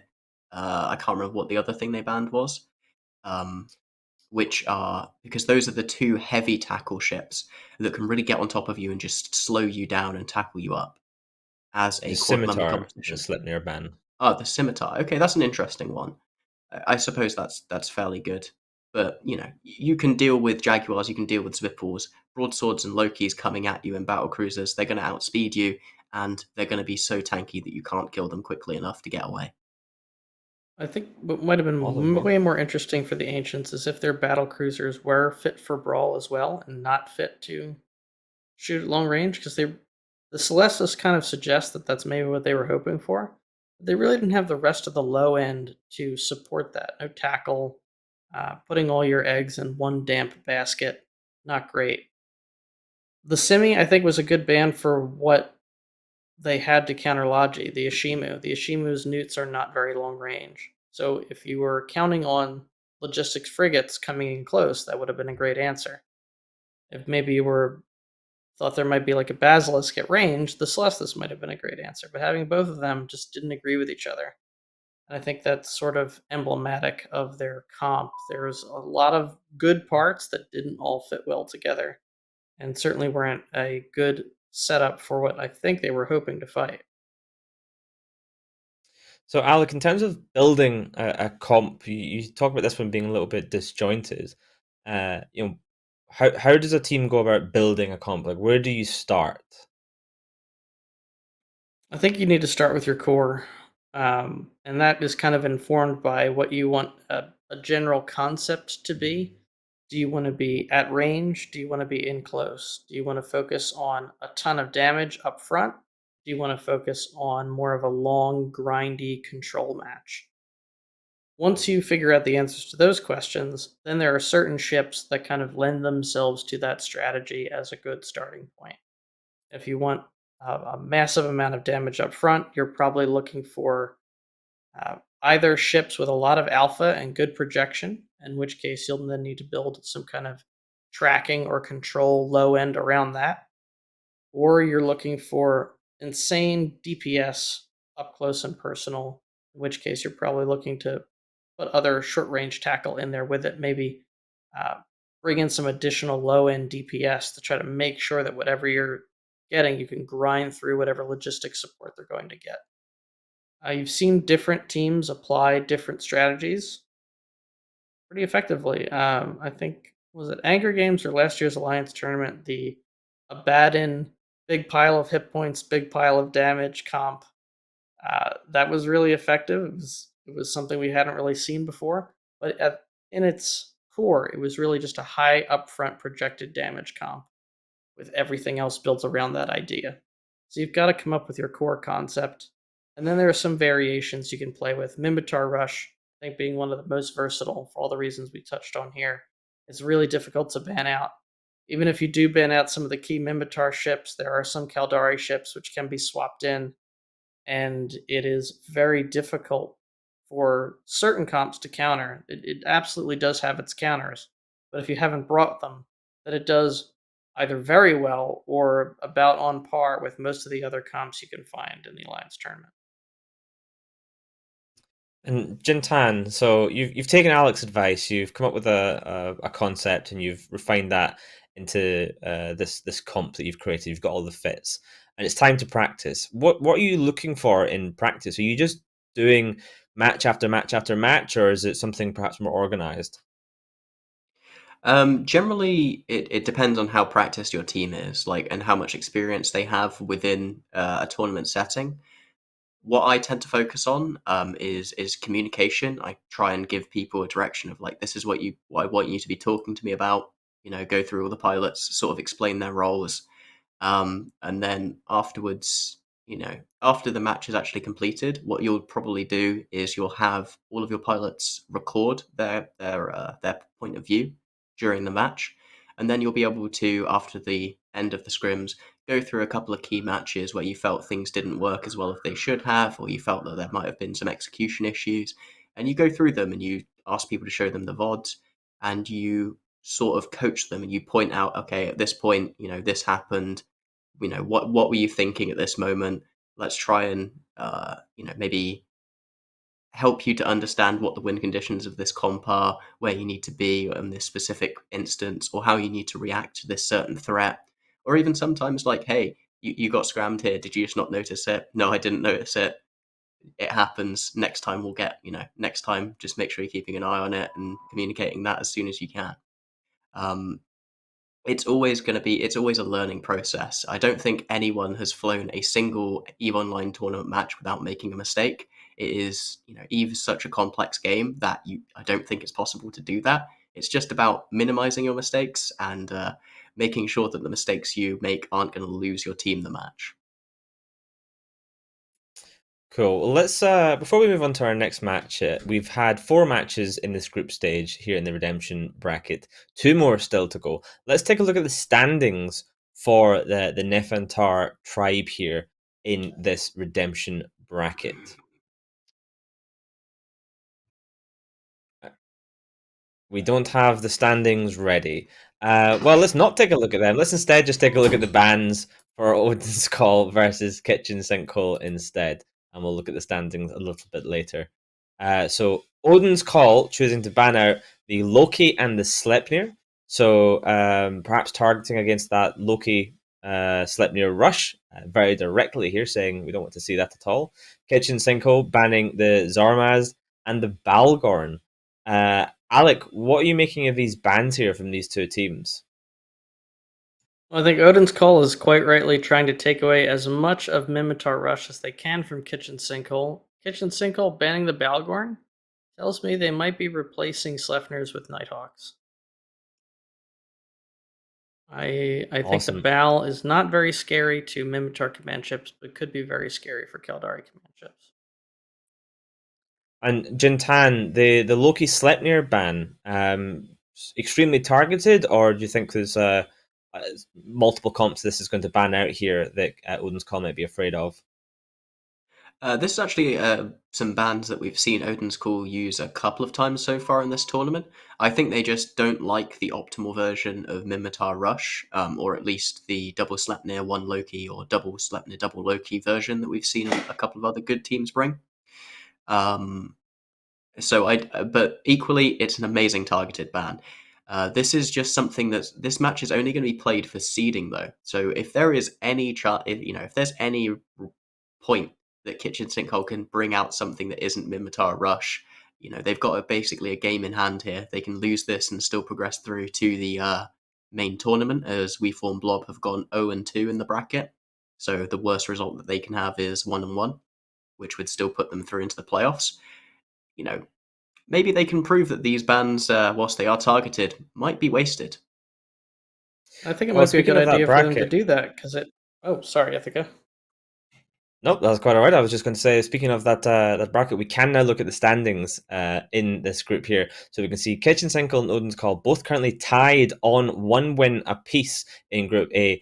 Kitchen Sinkhole with the tiebreaker with a 71 Rust score.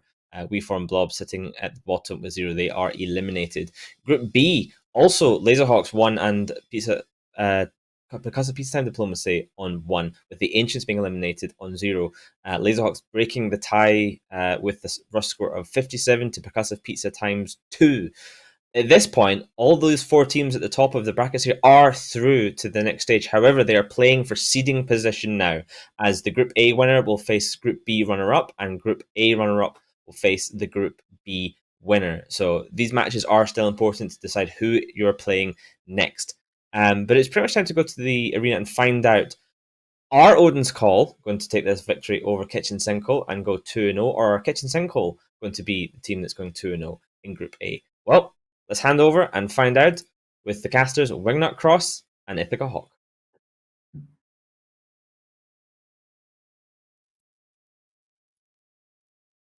G'day there, mates. Welcome to the next match, and we have a double Lashak comp versus a, well, honestly, I'm not even sure what to call this, to be honest. Double Claymore and a Hurricane comp. I guess Mimitar Rush in a different form? Yeah, I mean, it's Mimitar. It can rush. We'll certainly see if that's what they choose to do. This double Lashak comp with the curse should certainly be interesting. There is a lot of power in those curses in terms of long range tracking disruptors, guidance disruptors, and so on. But if they've brought tracking disruptors, it's not going to be a huge amount of use here against these claimers. So let us see what goes on as the match is underway and who's rushing into who. Exactly that. And it's interesting as well. They put the Celestis as well as extra backup damp. So this is going to be a lot of evil. And the Leshaks as well have utility highs to add even more smart bombs, nukes, whatever you want. This is honestly a lot of control. You look at the bar for Odin's Cool's control bar there. That goes all the way to the roof. Yeah, solid girth in that control bar there. We saw briefly Kitchen Sinkhole, their flycatcher burning a little bit towards the Odin's Call team, trying to get in position to do some screening before he got a little bit cold feet and turned around. The Claymore, though, of Barolt burning in a different direction from the team, maybe getting a little bit out of position. He looks like he might be about to start turning. The rest of these team staying very close together as these Leshaks trundle forward across the battlefield with the rest of their team behind them. Yep, the Mauler's coming alongside them as well. But I'm waiting for that Mauler or maybe something else to try and go for a lunge and tackle something. But honestly, they can take their time with this. They've got enough control with this E-War to really just do whatever they want. Pick their moment and go for it. Yeah, this is a comp that Odin's have brought here that is going to reward patience and positioning.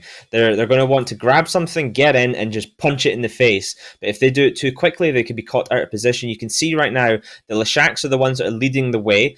The Paradigm and Colonel Kurtz. You have right behind them the Mauler, and in their backfield, a Flycatcher on top of the Confessor. He's been screened off as the Skybreaker flees for his life away. So they're doing a good job defending their back line. But as I say that, a Hugin just burning straight into the back line of Odin's Call here. Yeah, Hugin goes in. I think Hugin is tackling that curse right down now. Also, the Flycatcher is also being pressured off, but this is honestly not too good with that curse now being potentially held down. Yeah, it looks like Odin's Call perhaps overextended a little bit because their Leshaks are out of position against some of the heavy DPS ships that they need to be applying to. I would honestly just love that this Morse has been damping that Hugin. Not Morse, Hugin, sorry, Curse, but I don't think he is. He's damping out the Celestis, so a bit of a damper going in there. Cheap ass Maulus, damping out a Celestis, a little bit more expensive. Oh boy. This fleet scythe on Kitchen Sinkhole is about to get skadunkadunked. He's got all the E-War on him, all the DPS. He is about to just absolutely vanish. 73 meters per second. Not good. He's not getting away. Look, 87 in the fleet scythe. First blood for Odin's Call here. And at the moment, none of them are being tested. All of their ships are full armor. Toast brought and Erd Void Daughter in the Talia Deacon combo doing a great job keeping everybody topped up.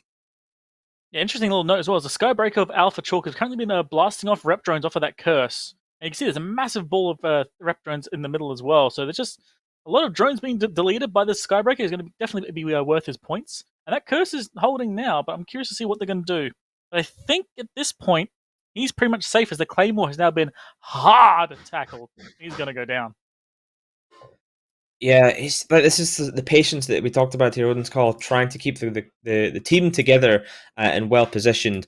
They have the Confessor flying around in the backfield, just trying to make sure nobody gets near them. Meanwhile, if you look at the Kitchen Sinkhole Jackdaw and Scimitar, they've been sitting at range, but all of a sudden that Scimitar burning in. He must have just been damped. Yeah, it looks like he was damped, so he cannot rep that Claymore very well. So he's having to burn in close to these Leshaks to get his reps on. That's not a good position for him. If he gets tackled now, this could be pretty much game over here. Skral, as well, he's now well within neuting range of that curse as well. So he's actually right there. I think he's already been somewhat tackled. He's webbed. Yeah, he's been he's webbed. He's muted. Here we go. So yes, now that could be very clever. Primary. That could be clever play there from Odin's Call, holding off on those damps on that Scimitar, rather than just slapping them on at the beginning and let him get used to the range. You let that Scimitar fly around comfortably a long way away, and you wait till you start spilling on something like that Claymore, and then all of a sudden, you put the damps on, and then that Scimitar has to burn in and try and relock. And if he gets too close, then this is exactly what happens. He's tackled, he is webbed, he is neuted, and it's not going to be very comfortable for him in that position. I did think he was going to be the primary, but I don't think it matters anymore. They've got pretty much a full Newt Mauler just sitting on his face. He was not going to be wrapping up anyone anytime soon. As you can see with this Hurricane, who's just getting chunked quickly. He's not exactly a tanky ship, and it's without Logi, it's even less tanky. The Scimitar, they're not actually choosing to shoot him right now. They've got him webbed, they've got him scrammed, and they're neuting him. They're choosing just to essentially ignore him and keep spooling up on the ships that they're DPSing. The Leshak, of course, just spills and spills and spills, and the damage gets higher and higher and higher. Swapping targets will break that spool, and at the moment they're showing that they can punch through the reps of this Scimitar on that Hurricane as he goes down as well. Yeah, that's unfortunate. They had a potential win con here to just avoid this these Leshaks in this comp as best as they could, but that was going to be a hard comp to try and get past. You got this big ball of a death from the Curse. You got obviously the DPS ball from the Leshaks, and you got great tackle and support wing with the Vexor and the Mauler. So it's honestly a pretty dangerous comp to approach if you don't quite have a plan. I honestly don't know if they had one. They tried to get to the back line. That was their one thing, and then after that, what? I would say both teams piloted pretty well in this instance. We saw both of them being cautious. Odin's Call trundling forward behind their Leshaks, not overextending. Meanwhile, the Kitchen Sinkhole team were playing quite defensively. They were kiting away, trying to wait for that opportunity to dive in and hit something. They caught Odin's Call a little bit out of position at one point as Odin's overextended, but they weren't able to capitalize on it. And then Odin's Call, recognizing that mistake, got back together again in a ball and have been pretty much fine ever since. And that allowed them to just start slowly dismantling the Kitchen Sinkhole team. The Scimitar must feel very useless right now, as there's absolutely nothing he can do. He's just tackled, webbed, muted, and likely being held to be the last man to go down. Honestly, I am a personal fan of the Morse over the Celestis as a support damp ship, but obviously that must have been a bad call because the Celestis did win, cough cough. That's definitely the reason why they won, not the Curse that has been flown very well by Yokan at Saba. Yeah, I mean, sometimes we talk about control comps, armor control being a very popular one. And yeah, I mean, the size of that control bar, for reference, that control bar is basically based on the number of offensive E-War modules. And then the more green it is, the more of them are being applied. So 8 newts would be 8 parts of that bar, guidance instructors, things like that. So those Leshaks probably both carrying heavy utility newts as well in their high slots, having to only bring one single Spilly Boy gun. Lots of control, lots of E-War. They brought a lot of E-Wars. Well, can't forget the Mauler is full newt. I don't think there's guns in the Vexor, which means that's probably also full newt or smart bomb. So honestly, they brought an absolutely ungodly amount of E-War to this comp, and it honestly showed they didn't lack on DPS, unless of course the Leshak goes down. But respect, well done to Odin's here. Yeah, Odin's potentially back on form today, taking WeForm Blob comfortably, now taking Kitchen Sinkhole comfortably as well in what will be a 100-0 victory here, securing themselves 2-0 in the Nefertari Group A. So Odin's Call winning that particular group. They'll go forward into the semi-finals a little bit later today. But there's another match to go before then, so let's hand it back to the studio.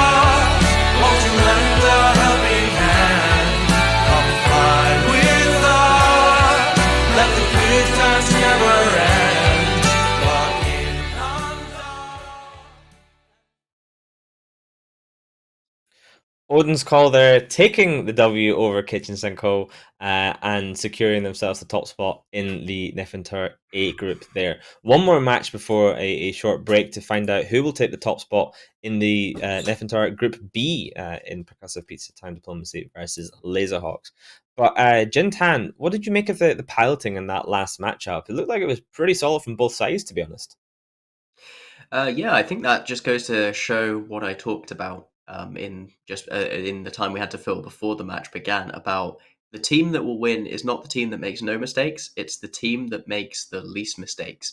We saw Odin's Call kind of spread out their tackle wing maybe a little too far from their deacons during the early game, and Kitchen Sinkhole looked like they might move to capitalize on that, but they noticed, they pulled everything back, they got back into their blob, they made sure that those cursed newts were going to be there to protect against any tackle that came in, and they slowly moved around the grid, waited for Kitchen Sinkhole to lose their patience, and dive back in for the Deacons.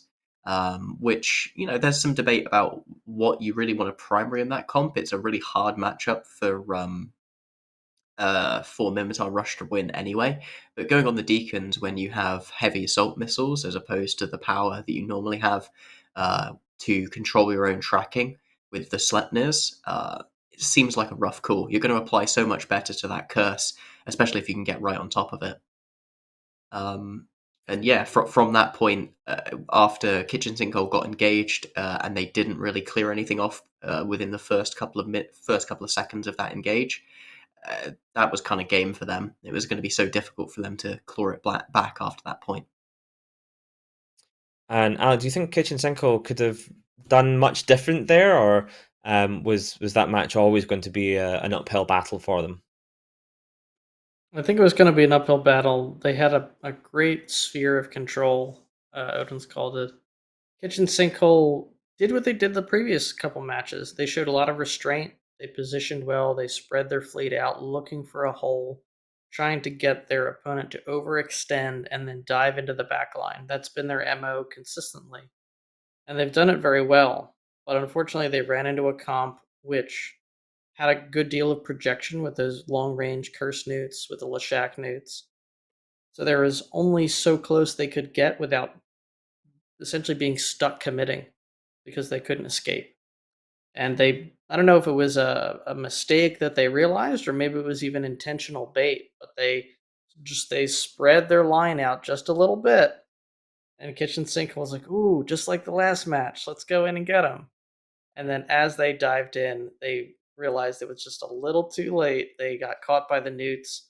They had key elements of their comp pinned down, trapped, and unfortunately that drew the rest of their comp in to try to save them, which was ultimately their downfall here.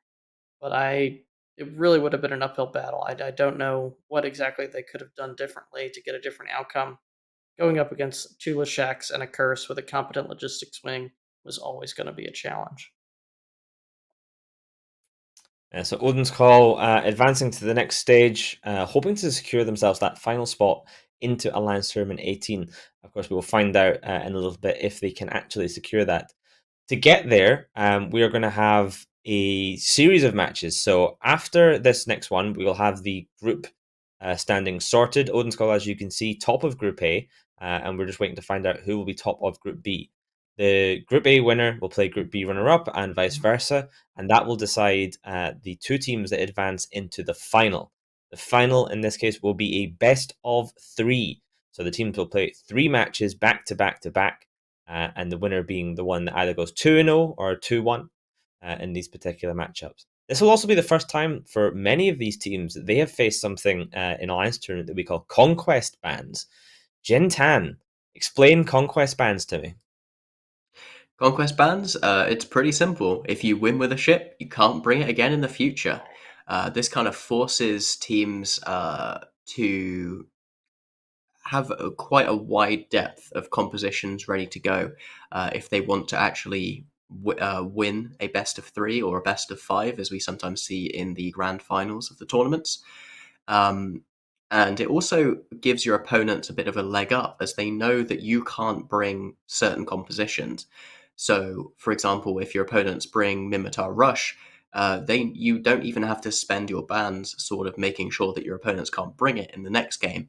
You can be fairly certain that they're not going to be able to bring that, and then bring something like a RHML kite setup with bar guests that your opponents would really want to run a rush against.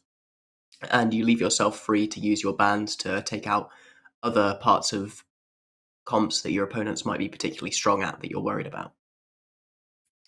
I'm looking forward this year to seeing how Conquest Bans is going to interact with point inflation. So this year, if you bring multiple of the same ship, then they cost 1 point more per each one you bring. So if a ship is 5 points and you bring 2 of them, then each of them is 6 for 12 points total. If you bring 3 of them, then each one is 7 for 21 points total. So it costs you a lot more. However, Alec, what do you think about, let's say, for example, you wanted to bring Talia Deacon. you won in Conquest with Talia Deacon, you've now got Talia Deacon banned. Do you think then it's worth sacrificing those 2 extra points to bring, say, 2 Deacons, meaning that you can still bring 2 Talias the next time? Yeah, I think potentially it would, especially for those smaller ships. Um, if there are multiple ships that could fill a certain role, rather than lose 2 of them for the next match, it might just be worth 2, maybe even 3 points to try to get that versatility. But I think it also depends on what your team has done in practices. If you've specialized, like we've talked about before, and just run one comp and focus on executing that one comp really, really well, you're going to have a much harder time in these late stages of the tournament because it's going to be very difficult, even for Mimitar Rush, to sustain that comp when you keep losing ships every time you win with it. You've got to have some kind of backup. Meanwhile, teams that have uh, trained and tested multiple comps, multiple different variations of armor and shield, rush and kite and long range projection, they've got a much deeper grab bag to reach into and pull something out that keeps them fresh. There are so many ships in Eve. A lot of them do similar things, some better than others, some better in certain circumstances. So it's absolutely possible to put together a string of winning comps without having to repeat the core ships, but it is much, much, much more difficult to train to be able to do that.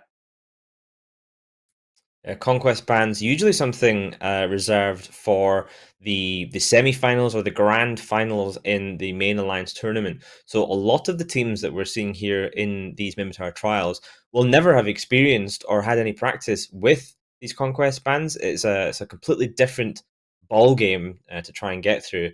In fact, I was talking with one of the teams who shall remain nameless to protect their honor yesterday, and I said to them, "I was like, I'll make sure you prepare for conquest bans." And the first response to my message was, "What's a conquest ban?" So certainly something that not all these teams are going to be prepared for. Certainly something that most of these teams have shown they can probably handle. We've seen a lot of depth from these teams in comps, so I'm excited to see how they get on. But we have one more match at the minute, so let's take a look at the bans between Percussive Pizza Time Diplomacy and Laserhawks. Percussive Pizza Time Diplomacy banning out Loki Sleipnir, so that rush comp that we've just spoke about, looking like it's been neutered pretty heavily here. We might see some Nighthawks perhaps, but with the Loki removed, unlikely. Laserhawks banning Vindicator and Leshak. So that is a comp we've seen Percussive Pizza Time bring a whole bunch with those giga-plated Leshaks and done really well with them, dismantling the Ancients earlier on and almost taking themselves straight through to Alliance Tournament 18 against Hidden Leaf yesterday. Jintan, what do you think we're going to see here from Percussive Pizza Time with that Leshak band out? I'm not sure. We've seen quite a few comps from Percussive Pizza Time over the course of this tournament, so it's not like they're quite as locked in as some other teams. They're very, very able to bring, say, the 3 Battleship Control comp that they've won a lot of matches with, which would be Bow, Vindicator, and TFI Core, not utilizing the Leshak. And they've also shown a Mimitar Rush, although with the bans that they've dropped, I don't imagine that we're going to see that. And then there's also... I don't think we'll see anything new, though. Both of these teams are not fighting for their tournament life here. They're just fighting for seeding, and you're going to need to be able to beat Odin's Call if you want to advance anyway.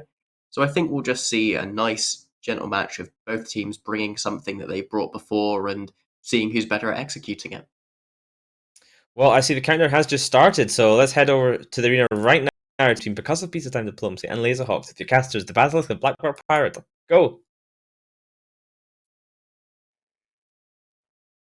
Hello, everybody. Welcome to the arena. As these guys are saying, Percussive Pizza Time Diplomacy, Laserhawks. Neither of these teams are going to get eliminated. They are fighting for seeding to determine which of them will go against Odin's Call. The losers are all the way up against Odin's Call. The winner will be going against Kitchen Sinkhole in the semi-finals after a short break after this match. But now we are going to get this underway, and Laserhawks have brought what looks to be like a rapid light focused kite comp here with a bunch of Cerberuses, Orthrus, of course, rapid heavies on the Barghest. Yep, and it looks like Percussive Pizza Time Diplomacy is bringing their standard triple armor battleship, sort of pseudo control setup with their Balgorn. Lots of damage already going out on this Fipple. Laserhawks is going to be able to completely destroy that bottom end very quickly. Tons of rep drones already out on Percussive Pizza Time Diplomacy, though, so we'll see if they're able to catch this Fipple in time. They do not. That is very, very unfortunate here. Hopefully they can kind of get themselves together for the next 30 seconds or so where they have to deal with those Fippable or those Cerberus Rapid Heavy clips as the Hecate starts getting shot. Yeah, their lower end's going to be at extreme danger here, and it's going to come, I think, down to how quickly these battleship pilots can assign rep bots. They've got these 2 deacons, but obviously they're limited range, and they need to push in, so their comp's going to get spread out a little bit here. And one of the things that good teams are very practiced at is assigning rep bots and knowing where they need to be at a certain moment, and bad teams perhaps less so. And these 3 battleships obviously each have a heavy complement of rep bots, but this Hecate isn't holding either. The deacons are sort of staying mostly. This one deacon staying with the Balgorn and the Tempest fleet trying to push in, so there's only one of them left to cycle reps on this Hecate with any sort of meaningful effect, and he's just on the edge of structure here. He is probably going to go down from a couple more volleys, and I'm not sure if Pizza have managed to really catch anything yet. They're still sort of trying to burn in, but the Shield Kite team is keeping them at bay for the time being. Yeah, actually, it does look like the Hecate is catching, which is pretty good for them. So I'm guessing that the Serbs and the Bargist have clipped at this point. The thing that I'm really watching here is this Balgorn of Chad Flame. He is ramming in. The Balgorn webs are going to be the thing that can catch something here. Laserhawks has to stay away from it. If even one ship gets caught, this changes so fast. You do see a wobble coming out on the Heretic. I think it might have been a little bit too early. If that Heretic looks like it's just charging in right now, trying to get wobbles off, popping them a little bit early again. They really need to just chill out for 3 seconds here, because that Heretic is probably going to get completely deleted here since it's out of rep range of everything. Tons of rep drones flying to the Heretic, but it does go down in time. That being said, the wobbles did slow their ships down significantly. These Balgorn is catching up, and the Stabber fleet is also kind of ramming in. Yeah, the wobbles, you need to be careful when you're using them, of course, because there's no way to get out of your own wobble range. So you're just going to slow yourself down. And of course, that then means that the Serbs, the Orthrus, look at you and say, hey, that guy's going pretty slowly. We can absolutely melt him. And they do just that. And the Stabber fleet now of Kuruk, it does look at the time being that Pizza are just sort of getting kited around here. And I really question, on a sort of micro comp scale here, the choice to bring a Pontifex rather than a Magus, because this comp that they've brought is so pivotal that they can get webs from this Balgorn here to get target access for the Geddon Navy, the Tempest fleet. And perhaps if they had bonus skirmish links from a Magus instead of a Pontifex, that extra couple of kilometers range might just let that Balgorn heat his webs and just maybe web something down and start catching things, because at the moment it looks like it's fairly comfortable sailing for Laserhawks here. They're just sort of kiting around. They've settled into a rhythm here. They're taking out this low end. They know from the previous couple of minutes of this match that the Balgorn, the Tempest fleet, aren't able to get in range. They haven't got much left in their arsenal here, and obviously the more tackle dies, the harder it gets for them.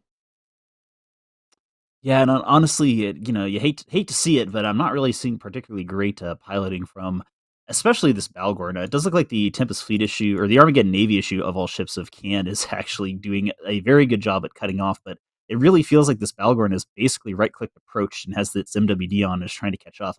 You need to actually cut them off. You can't just approach. That's pretty basic stuff here. Armageddon Navy issue is a very weird choice, by the way. We were kind of looking at why did they bring this as opposed to just bringing another Fleet Tempest? It would have only been 1 point different. But the Armageddon Navy issue actually does almost get close enough to grab something before it gets webbed off by that Hyena. So Hecate does drop here. I am wondering if Laserhawks is going to actually be able to take out the Deacons, the Pontifexes, or the other ships once these last couple light ships go down, because they do seem to be having a little bit of trouble.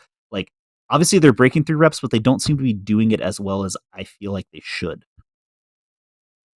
Yeah, and it might end up being a little bit sort of attritional here for Laserhawks. They can just win on points. It won't be the most exciting, the most glamorous ending, as the Tempest fleet of Elecon does actually initiate an MJD and try to get on top of something, but it's just, it's not quite responsive enough. He ends up, 50 kilometers maybe behind the enemy fleet here. And obviously, he's not in that much of a better position than where he started. So yeah, Laserhawks here, as they take down that first Deacon, it's just getting more and more dire here for Pizza. The more ships die, the less chance they have of catching anything, and Laserhawks are just going to be able to sort of stay bundled up, stay close together, and just slowly circle around the arena and just sort of initiate a Tom and Jerry-like chase. Even if in this case the chaser is severely sort of overweight.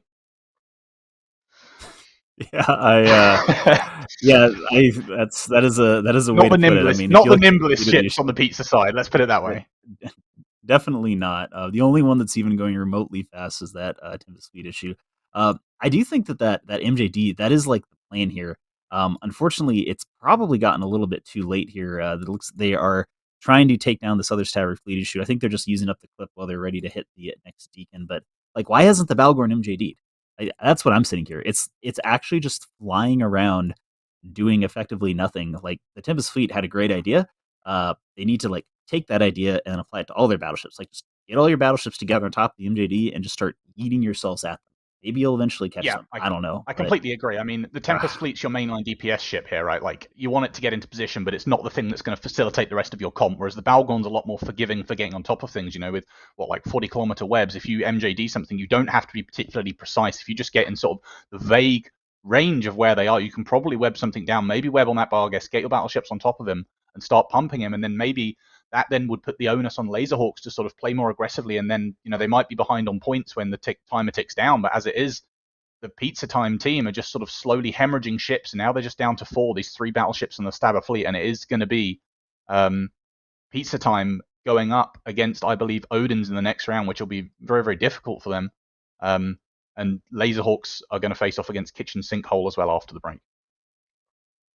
Yeah, it's this is going to be a really, really painful, slow, awful thing to watch, but I mean, not as really painful as watching this Balgorn piloting right here, because I can tell it does appear that he has put the Osprey Navy issue on follow, on approach, on whatever term you want to do, because every time that Osprey Navy issue starts moving, he starts turning, and finally, I'm seeing him actually manually pilot a little bit here. Looks like the Balgorn is heading potentially over to the MJD beacon, so, with 2 minutes left, they have had this flash of inspiration of, wait, we could use the thing that teleports us 100 kilometers to maybe tackle something. Maybe a little bit late on that. It does look like most of the Pizza Time Diplomacy ships are actually heading towards that center MJD beacon right now.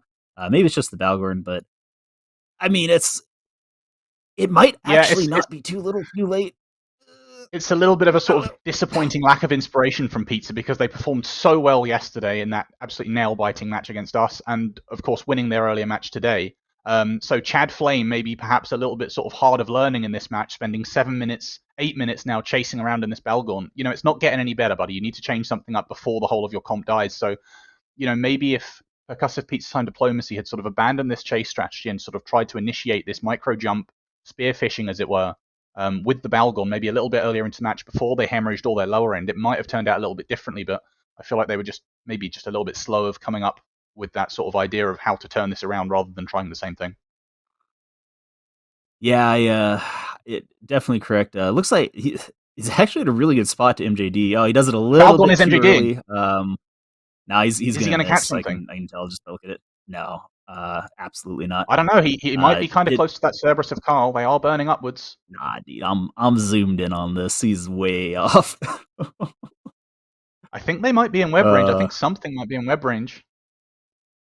But I mean, obviously, it's not going to be enough. But if they had just instituted this strategy maybe a couple minutes earlier, they might have been able to get something done here. But no, it does look like, in fact, no, he's not going to catch anything, not quite. But it was a valiant effort at the end here from Chad Flame. You got the right idea. You got there in the end. Just a little bit more practice. The thing about it too Next time you'll get is them. I don't think Laserhawks actually reacted to the MJD, because what they did is they were flying to that micro jump beacon, and then as they hit it, they all flew back to the next top one. I think they just were like, okay, we're going to go to this beacon, and then we're going to go to this beacon, and then we're going to go to this beacon. And he happened to MJD kind of. It was okay. I don't know. It's rough. Again, this needed to happen like 9 minutes ago, not with 40 seconds left on the match. Yep, but of course, as we've said, this isn't an elimination match. There's learnings to be had, both compositionally and playstyle. So while this is going to be Laserhawks winning, we are going to see both of these teams again later on, and they're going to battle out for this one final spot that remains. Yeah, and just to popping over and looking at Twitch chat real quick, somebody said Chad burnt out. That is not true. A Balgorn will never ever go 900 MS ever with a burnt out prop mod or anyone. So Chad has had the MWD on the entire time, just was not effective. And unfortunately, Pizza Time Diplomacy gets 0 points, killing nothing. Laserhawks taking out most of the low end, getting 56, and we will be moving to Ithaca Hawk.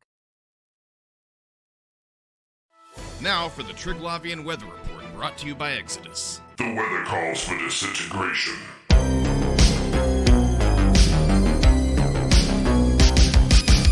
And And that's the weather forever.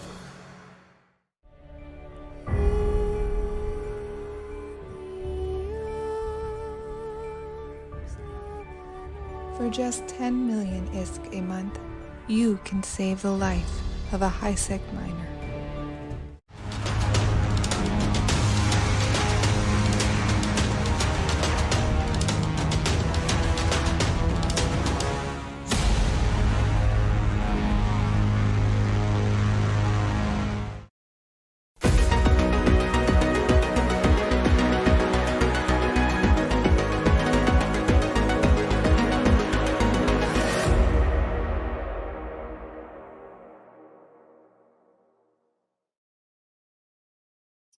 Percussive pizza time diplomacy. Popped that pizza in the oven, set it to high, and then completely forgot about it, and then remembered 10 minutes too late. And by that point, it was burnt to a crisp as Laserhawks executed that kiting comp basically perfectly in this instance. A couple of mistakes, but Percussive pizza time diplomacy were not able to capitalize on it and just got kited slowly to death over the course of that match. With that, Laserhawks wins the Niffinter Group B, and they will go forward to face Kitchen Sinkhole in the semi-final. Meanwhile, Percussive Pizza Time Diplomacy has to get through Odin's Call to make it into the final at their end. The first match, Odin's Call versus Percussive Pizza Time Diplomacy, will be in about 20 minutes, so pressure's on now for Percussive Pizza Time. And until then, we're going to take a short break here, and we'll be back in about 15 minutes.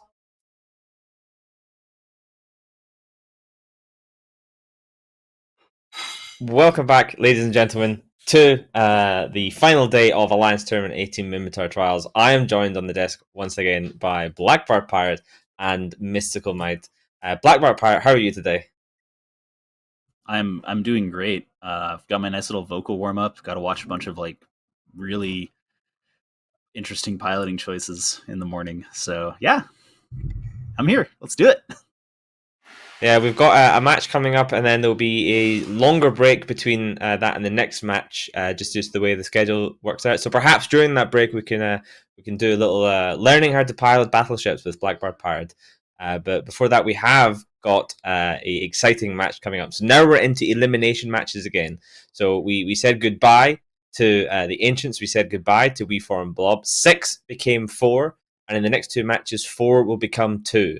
Odin's Call, Percussive Pizza Time Diplomacy, Kitchen Sinkhole, and Laserhawks. Which of those are going to make it through to the finals? Well, we're going to find out who will win between Odin's Call and Percussive Pizza Time Diplomacy, as they will be up next. But first, let's take a look at the bans with these two teams. So, Percussive Pizza Time banning the Curse and the Pilgrim. Odin's Call banning Loki Sleipnir. Classic bans from Odin's at this point. Percussive Pizza Time really not a fan of anything with the arbitrator hull here, just banning all forms of bonus to E-War on that platform. Do you think, Mystical Might, that with the Leshak unbanned, we're going to see it here? I mean, it's entirely possible that we'll see it once again from the Odin's team. Odin's has been pretty comfortable running that Leshak control comp. The Curse, however, is a essential part, I think, of any Leshak comp that they would be running. It seems like they are going all in on the ability to tracking and guidance disrupt the enemy team, as well as project some of those newts out. So with the Pilgrim and the Curse both banned, maybe we'll see them bring an Arbitrator and point more towards Sentinels as well to put on some more newt pressure and also bring some more guidance disruptors and tracking disruptors, but you can't say for sure. I'm certainly interested to find out, by leaving that Leshak unbanned, do Odin's Call think they have a comp that can beat Pizza Time's Leshak comp that they've fielded very successfully thus far? They only dropped that match against Laserhawks because they were forced to try and catch a kiting team in a brawling comp and utterly and completely failed to do so. So perhaps they'll be more comfortable again with a brawling Leshak comp. We have just another minute before that match starts, so let us head over to the arena and find out who will win between Odin's Call and Percussive Pizza Time Diplomacy with the casters Alec and Jintan.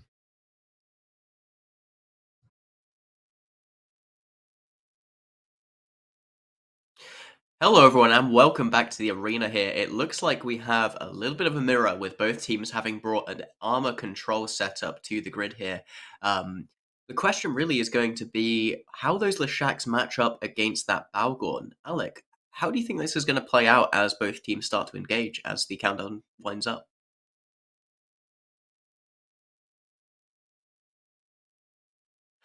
Okay, it looks like Alec is having a few technical difficulties, so this is going to be a solo cast for a couple of moments here. So the match has begun, and it looks like all of the support there from the pizza team is running in to try and screen and... Oh no, they're going to try and put pressure. They're going to try and run in and grab some things here so that at least the Shacks can start getting spooled up on the Odin's cool side. They've got a lot of potentially really powerful tools to deal with those deacons here. With that Malar and the Vexer, those are going to have a lot of a lot of medium newts if they can get them into position. Looks like it just looks like they're going in here. Damps getting spread across their team from the Odin's cool side, though, but I don't think those are going to be particularly effective in this kind of matchup. Hi, Jin. Can you hear me? I'm going to jump in here. I think we've been attacked by Mutarator once again. But I've broken free from his clutches, and I'm here to join you in the arena. So I'm seeing right now this Omen taking some damage, but he is looking pretty comfortable. But that Thorax there, Edward, getting chunked on there for Percussive Pizza Time. They are doing work to that Fleet Tempest, though. If they can break this Fleet Tempest while keeping these this small tackle ships alive as long as possible, then they're going to be in a decent position. But the newts from this Balgorn are going to be more oppressive the longer this match goes on. Yeah, and it looks like Odin's Call are going for a completely different strategy. They're trying to leverage the webs and the high application of those Tempest Fleet issues onto these much more squishy T1 cruisers that Pizza Party have brought. And look at that Vexer. He's going really, really low here. If he can't pull out of this position, he's going to drop, and there he goes. So that's one of the few tackle ships that Pizza have to kind of dictate range as this match continues off the grid already.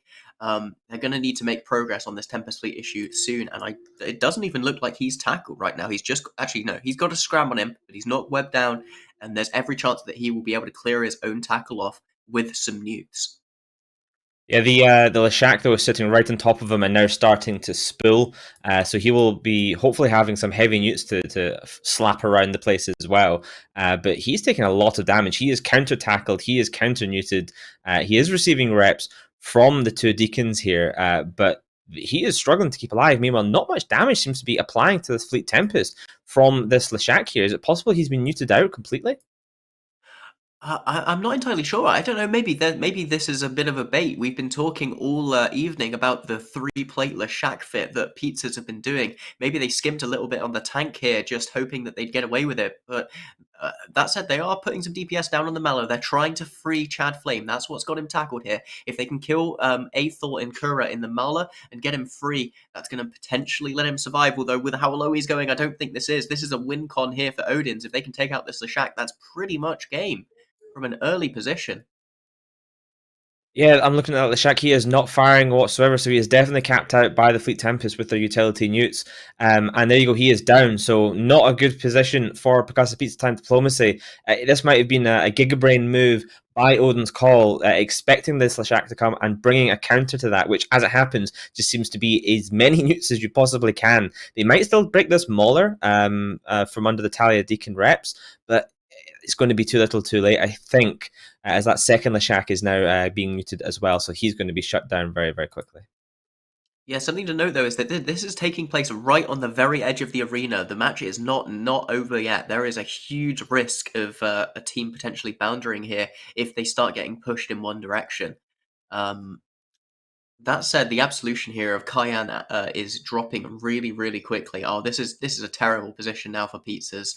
They're still trying to break the Paradigm and the Tempest Fleet issue, but it isn't working. They need to figure out some way of turning this around, some way of leveraging their high application onto something else, maybe neuting down the Thalias, neuting down the Deacons, getting these reps off the field and moving on from there. Can you see any way back into this match?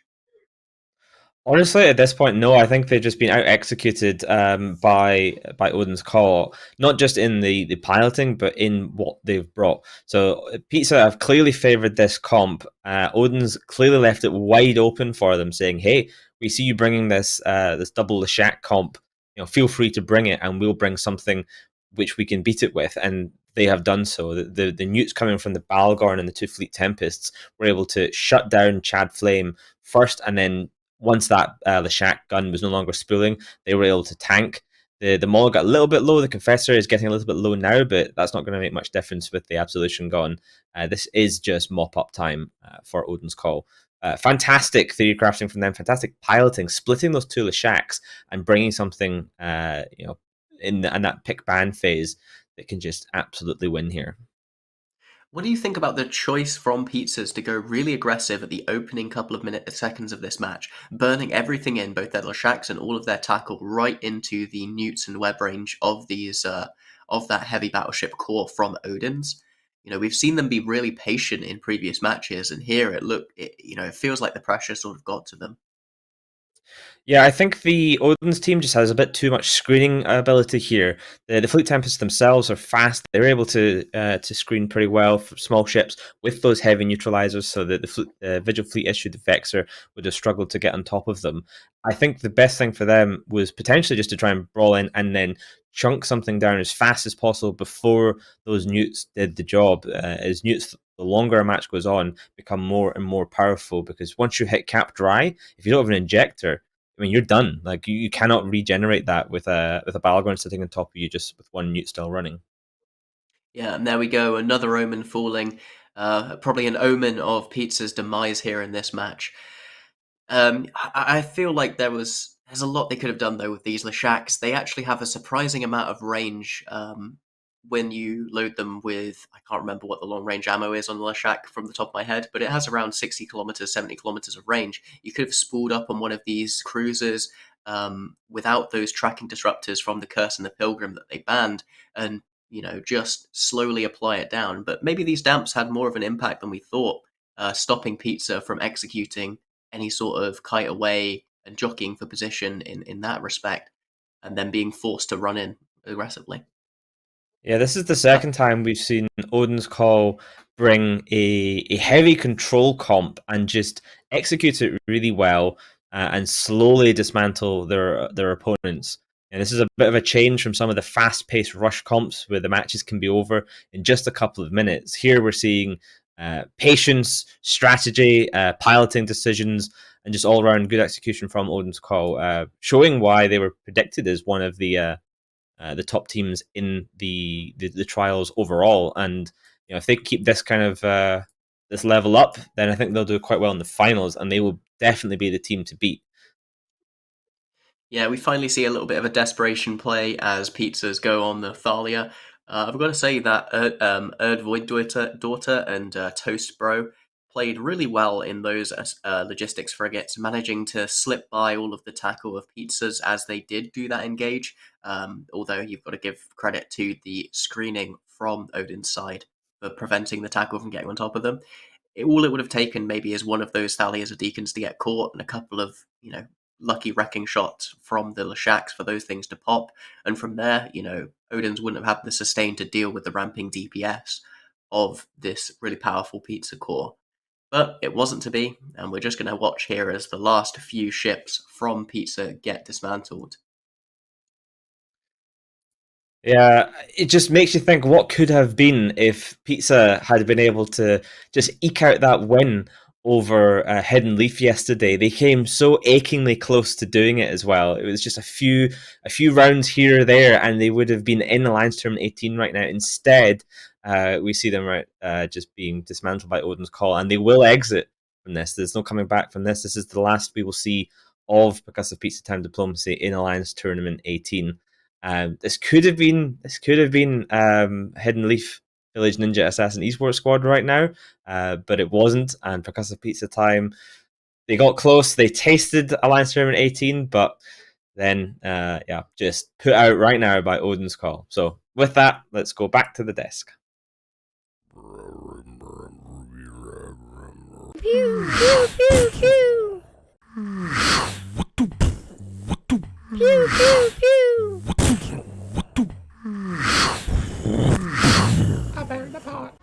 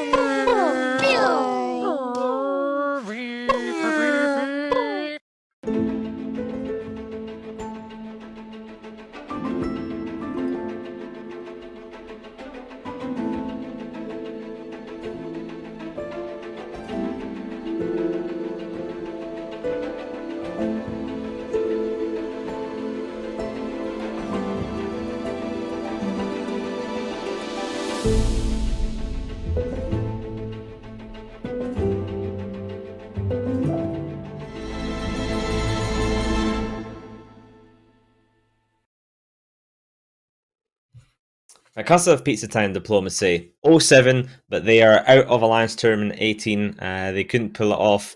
They got, well, I mean, not really much way to say other than schooled by Odin's call there in that comp. Not only with execution, but of course the drafting and the picking as well. Blackbart Pirate looked like Odin's have kind of mastered this 3 battleship core. What's your thoughts there? Yeah, they haven't. They're just playing it so well. Like they understand everything that they're going up against when they bring it. They haven't really lost any games using it. From what like they've had a little bit of trouble every once in a while, but they just like they're so good at recognizing the weaknesses of it, which is that you're based around 3 battleships, right? Like you can't go too far away from them, or you just get picked off. And we've seen that a few times over the weekend, where people will bring what is pretty much the same thing, like 2 TFIs and then X, and all of the battleships push through, leave all of their support behind. Their support gets picked off, and then the battleships are sitting there like, oh, huh. Why'd you guys feed? And it's like, well, because you weren't there to protect them. So I guess a good example is the pizza match of the last one, right? Like, not exactly what happened, but the low end gets picked off from the back, and the battleships sit there not able to do anything. So Odin's doing very, very good. They've brought either 2 or 3 battleships every single match. They seem to have actually practiced it a bunch. They understand how to like work around the bans, and I mean, they've just been playing very, very well. Misty, do you think that the pizza team would have been able to do anything different there? Should they have zigged when they zagged, or was it kind of set up to fail against that particular Odin's comp from the start? When we were looking through the Odin's team comp, so when we were looking at the grid when both teams joined battle and were fighting against each other, we pointed out that most of the Odin ships had newts fit in some form or other. With the cap dependency of the Percussivve Pizza Time Diplomacy team, I think they were just really set up to fail. The removal of the Curse and the Pilgrim during the ban phase perhaps signaled the fact that they didn't want to necessarily go up against a team that was going to put pressure or, have the ability to break the spools of their Lashaks. And Odin's countered that by just bringing such high new pressure that the logistics frigates weren't really able to perform as you would expect them to, as the Vexor and the Mauler sat on top of them. And the battleships weren't able to actually spool their guns at all. So we saw damage fall off of the Tempest Fleet issue fairly early in that match, and then it never really bounced back. So yeah, I think there's not really too much that they could have done. I know Jintan mentioned that they perhaps should have stayed further back and projected some damage in with those Lashaks, as they can shoot a fair distance. But the Celestis, I think, also prevents them from doing that by simply damping out at least one of the Lashaks, allowing the battleships to just put their newts, although outside of optimal, which will still pressure the single Lashak that can still fire at target. So I think they were just kind of set up to fail in that one. Now, of course, that Celestis as well, if he's damping out one of those Lashaks, if he wants to cause chaos, all he has to do is swap his damps back and forward between the 2 Lashaks. Sure, one of them will be firing at any one time, but if you swap back and forward, you're going to keep breaking that spool. And as a Lashak pilot, losing your spool repeatedly will just be incredibly frustrating, because the damage will be anemic by comparison. You're already sitting at long range. You're not doing optimal DPS compared to what the potential is with these Lashaks sitting right on top of someone in maximum spool. And with that, you could essentially take the 2 DPS amount from the Lashaks down to maybe 1/3 of 1 Lashak if you're clever, just with a single 6-point Celestis and some good piloting play. Speaking of piloting play, Blackbart Pirate, you've had some strong opinions on battleship piloting in some of the matches that we've been seeing, not just today, but in the rest of the trials. This is, in fact, that was match 61. We've had 61 matches, many featuring battleships. Talk us through battleship piloting in tournament formats and the pitfalls. Yeah, well, I mean, I think it's almost kind of become a meme at some point that I've had strong opinions on battleship piloting for years now. People have said like, oh, he's shitting on battleship pilots again. It's like, well, yeah, I mean, we've seen it happen time and time again where people forget that big battleship guns don't shoot small ships very well. There's a reason why, to just for the people that like all do all this TQ stuff, there's a reason why ships like Munins and Eagles and Demoses and these hacks are like the premier big fleet ship nowadays as opposed to battleships. And when you have battleships, they're not fitting guns on them. You're getting like Typhoon fleet issues or Typhoons that are fitting like cruise missiles and stuff. Because at the end of the day, the way that this game is set up is that guns they have a tracking mechanic, which is based off the ship size, the ship speed, and then your ship speed. So in the AT, what we see a lot of times, and we've seen it repeatedly today, is people will be like MWDing their battleship around, and they're actually out tracking themselves. And the problem is that so many of these matches are decided based on like the thinnest little margins of DPS, and even missing like 2 or 3 volleys in your ship can be the difference between you break that ship in time to maybe get your ship free, get your logistics free, prevent yourself from losing, and not. So the reality of it is all you actually have to do is control space your ship and put yourself at optimal range. And it sounds really simple and easy and like, well, that's not how it works. It is. It's actually crazy. Like you can go on to EVE Uni and there will be like guides that say optimal range is the optimal range for your ship to be shooting. And tracking is based off of your ship's movement and their ship movement.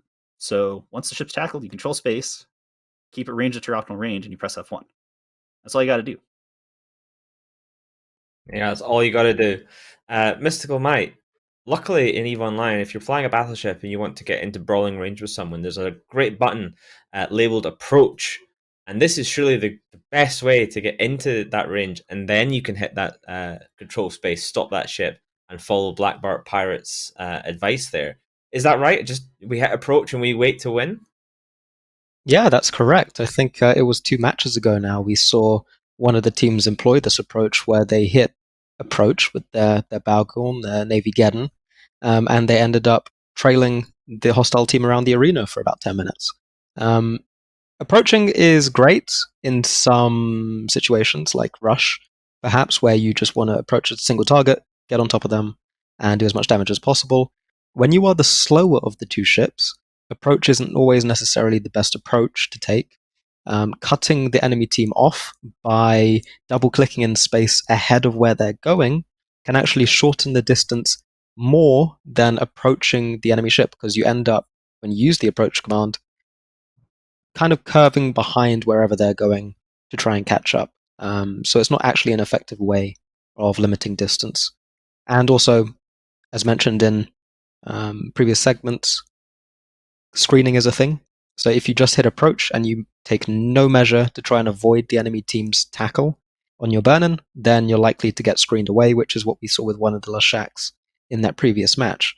Separated from the rest of his team, outside of damage range, it doesn't do much for your chances of winning. Yeah, sometimes you see in the top tier teams when they're chasing down a kiting comp, rather than just not even just approaching with the approach, but not even moving in as a group trying to get in front of someone. They'll split up and they will try and make a sort of pincer movement, because we're in an arena here. It's 125 kilometers radius from the center. If you fly outside of that, then kaboom, you explode. Some teams know that better than others. If you are burning away from the bad guys and they're coming up behind you and you're getting close to that 125 kilometers, you have to turn. So if you turn one direction and they're all following you, then that's not so bad. It's going to be a bit hairy. They're going to get a bit closer than you maybe want, but you're still going to get away. However, if you can send a ship around the side and force them to turn the other direction, then you're really limiting their options to move. And you can do that using the elite tactic of double-clicking in space. Something that we train all pilots for, to make sure that they're capable of true advanced piloting. I was going to say, and then you win Alliance tournament. I think some teams would disagree with your comment that you'll be forced to turn at the 125 kilometer mark. We saw, I think, 6 people disagree with you in a single match not so long ago. True. So yeah, no one's forcing you to turn. Yeah. And no one actually forces you to turn. It's a personal decision that you and you alone have to make. Do I want to stay within the confines of the arena, or do I want to seek glory beyond the infamous edge of glory? And I always say the same thing, do whatever your heart tells you. If your heart says, hey, 233 kilometers, that's my goal, then, peace out, and we'll see you in Valhalla. But let's have a look at the brackets as they stand now in this Nifantart group. We've already got Odin's Call moving into the final, but who are they going to play? Well, it's going to be the winner of Laserhawks versus Percussive Pizza Time Diplomacy. That is going to be a spicy match. It doesn't look entirely right, as Odin's Call just lost to Percussive, won against Percussive Pizza Time Diplomacy. So I'm going to say the other semi-final is going to be Kitchen Sinkhole versus Laserhawks. That seems more correct to me. Who needs accuracy? We can just speak words. So yeah, Kitchen Sinkhole versus Laserhawks. That's coming up, and the winner of that will go forward to face Odin's Call. It's going to be a spicy one. Both of them are wormhole groups. Both of them have had pretty good showings. Laserhawks going 2-0 versus the Ancients and Percussive Pizza Time Diplomacy. Kitchen Sinkhole, they won against WeForm Blob, but they dropped one to Odin's Call. Odin's Call, of course, have been undefeated today, going 3-0, 2-0 in the group stage, and 1-0 in the semi-finals. So Laserhawks, in theory, have the advantage here. Do we think Kitchen Sinkhole are going to have to pull something out the bag here, Blackbird Pirate, and take a W over Laserhawks? I feel like they're both about equal teams, which I'm sure is, obviously one of them is going to be more equal than the other one, and we're going to find that out in about like 8 or so minutes here. But I will say that Kitchen Sinkhole has not been particularly impressive today, in my opinion. They're flying this like kind of weird. I'm looking at it right now. This very weird rush that I feel. I've kind of commented on it in our little back channel, but they're basically flying like a 4,000 DPS Mimitar rush, which is like 2,000 or 3,000 DPS less than everybody else's Mimitar rush. And since 2,000 is 2,000 DPS less is bad, the 6,000 is more than 4,000. They're probably going to lose if they go into a Mimitar rush with each other. So I kind of want to see them bring out something different. They've been sort of just today. They've not been impressive. They've been very impressive for the rest of the tournament, but today it's been kind of like, I'm not really feeling you guys. There you have it. 6,000, a larger number than 4,000. Large if factual. Mystical Mike, what are your thoughts here on this upcoming matchup? I know you've got some of the comps that we've seen before. Do you agree with Bart's take here? I mean, if we just look at what both teams have actually brought previously, Kitchen Sinkhole, out of the, I think, 6 matches that we've got listed here, had brought Mimitar Rush 6 times, which is very, very focused on one particular comp. They have made some changes depending on the bans that they've come up against. We saw that wasn't actually a favorable change in the last match that they played. There were better ships that they could bring. They could have swapped the Claymores for Nighthawks instead, boosted their damage number greatly, and they may have been able to blast through a couple of the Lashaks that they came up against. Whereas Laserhawks, their record's pretty good. They've had a mixture of battleship all-ins, shield rush, and also a Barghest kite that they fielded today, I believe. I think the only comp that they've really lost with is a double Barghest kite, which has a little bit less support and a little bit less in the way of rapid light missile launchers, and thus application, all that kind of stuff towards the lower end. I'd have to favor Laserhawks just based on the fact that Laserhawks have shown that they can bring more than one archetype. Awesome, thank you. Now, using the power of rewinding time and getting it right this time, we can look at the brackets once again and just confirm with our own 2 eyes that we are indeed right. Yes, because of Pizza Time Diplomacy, they have made it.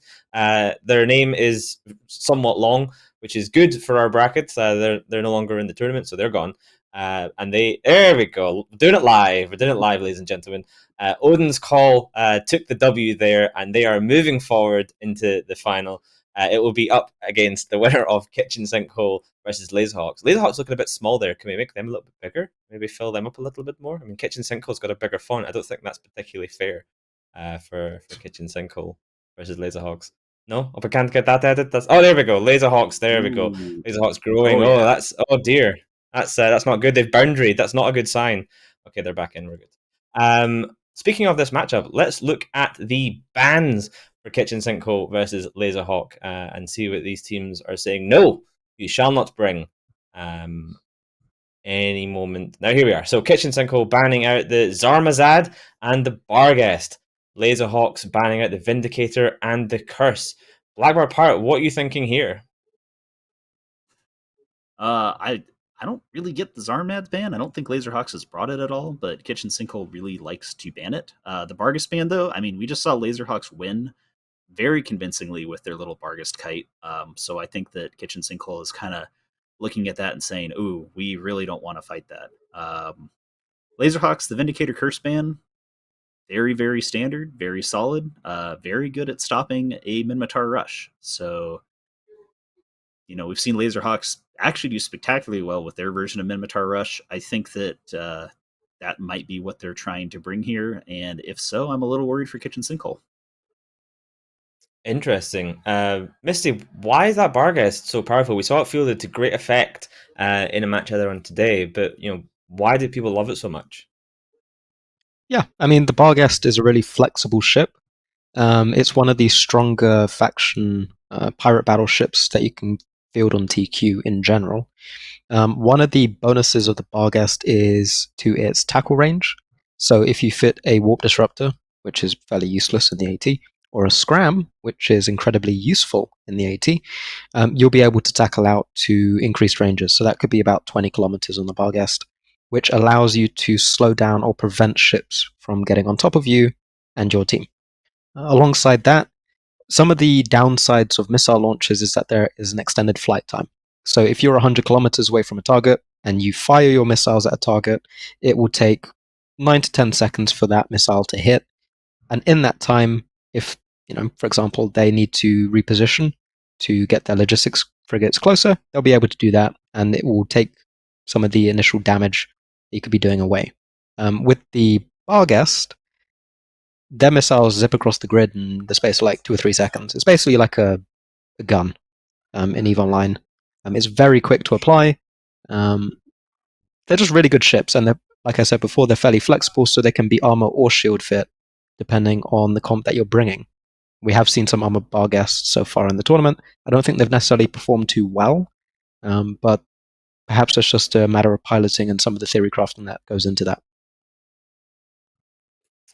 Yeah, I mean, armor Barghests are pretty cool. They're not as fast or agile potentially as their shield counterparts, but of course they have a lot of mids for additional utility, EWAR, and the likes. Of course, that long range bonus scram really good for stopping people from flying away from you, which is fantastic if you want to apply damage to its face. The Barghest was a very popular choice as a flagship last year in Alliance Tournament 17. Of course, it was discounted points. The flagship rules, which don't exist in the trials that we're playing today, have been updated once again for the Main Alliance tournament to see the removal of abyssal modules. We saw plenty of abyssal modules last year, but now it's back to just run-of-the-mill cheapo officer modules now. So you can no longer stick on a 250 bill abyssal web. It's only maybe like an 80 bill abyssal web. So it's basically Alliance tournament for poor people now. Blackbird Pirate, in terms of flagships, what are your favorites in sort of Alliance tournament history? In Alliance tournament history, I would say that I love flag Balgorns because they were so oppressively broken that they are no longer allowed to be flown anymore in the Alliance tournament. But they were probably... I don't want to say that they were definitely... It was not an interesting choice because every single person brought flag Balgorn. But they did make the game kind of... they made the matches fun. Like, I enjoyed flying in matches with flag Balgorns. Flag Balgorns were always really expensive, so that helped a little bit. Since people would be like, "Oh, I'm in a flag Balgorn, I have to buy Toby webs," which like would go from like 50 to 80 billion ISK. So every time a flag Balgorn would die, oh well, 200 billion ISK battleship just died. That's pretty cool. So that was my favorite. Obviously, you can't do that anymore. The rules say that you cannot bring a flag Balgorn. Like, period. There's no like, oh well, what if I do this? No. However, we did relax the battle or the flagship rules a little bit this year, which is pretty cool. So we can bring webs again and newts. I believe that's the big difference, which means I think we'll see a little bit more variety than we did last year. Last year, in all honesty, the flagship rules were maybe a little bit too harsh, which is why all you saw were flagship Argists. There wasn't really anything else because you couldn't bring newts, you couldn't bring webs. You could basically bring damage mods, damage dealing things, and that was about it. So for this year, I'm not sure what people are going to bring. I believe the flagship lock-in is directly after the feeders. I think it's sometime next week is when the official, it's either next week or the Monday after next week is when there's the official, hey, you need to tell us what your flagships are. So once we see that, we'll maybe have a bit more of an idea of what people are going to be doing. Yeah, it's a little bit after this to give the teams who are competing for the spots time to actually submit a flagship choice. It would be rather unfortunate if they had to go through all the effort of thinking about it, picking one, buying everything, and then not make it through the feeders. So we certainly give them an opportunity. As a reminder, 6 teams advanced from the feeders, these Minotaur trials yesterday from the various different groups. Those teams being Ahil Na, Brightside of Death, Lectus Matari, Rusty Hyena's Clan, Hidden Leaf, etc., and Exodus. The remaining teams that we're seeing today are all competing for that one remaining final slot, and only 3 of those teams remain: Kitchen Sinkhole, Laserhawks, and Odin's Call. We're just waiting for the teams to land on grid. There was a small technical delay, spelt with an O-S-M-O-L, which has now been solved as I see the teams landing. So, oh boy, let's find out who's going to win between Kitchen Sinkhole and Laserhawks with your casters Alec and Jintan.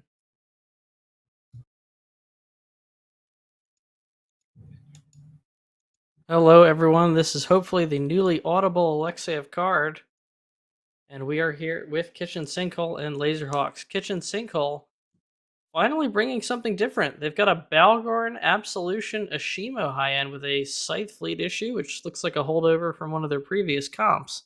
Yin, what do we have for Laserhawks?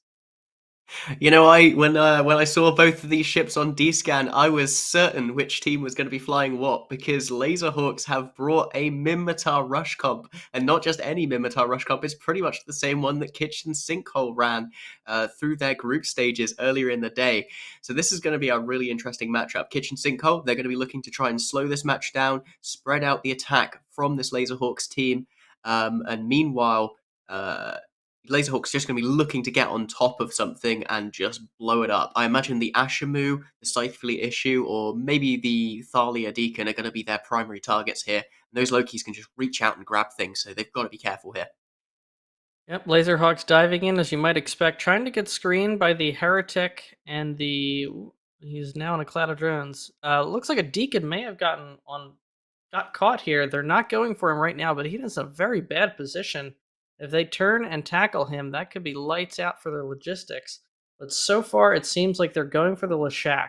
They're trying to headshot the Kitchen Sinkhole comp here by taking out their biggest source of damage, and they are making excellent progress as it dips alarmingly rapidly into half armor.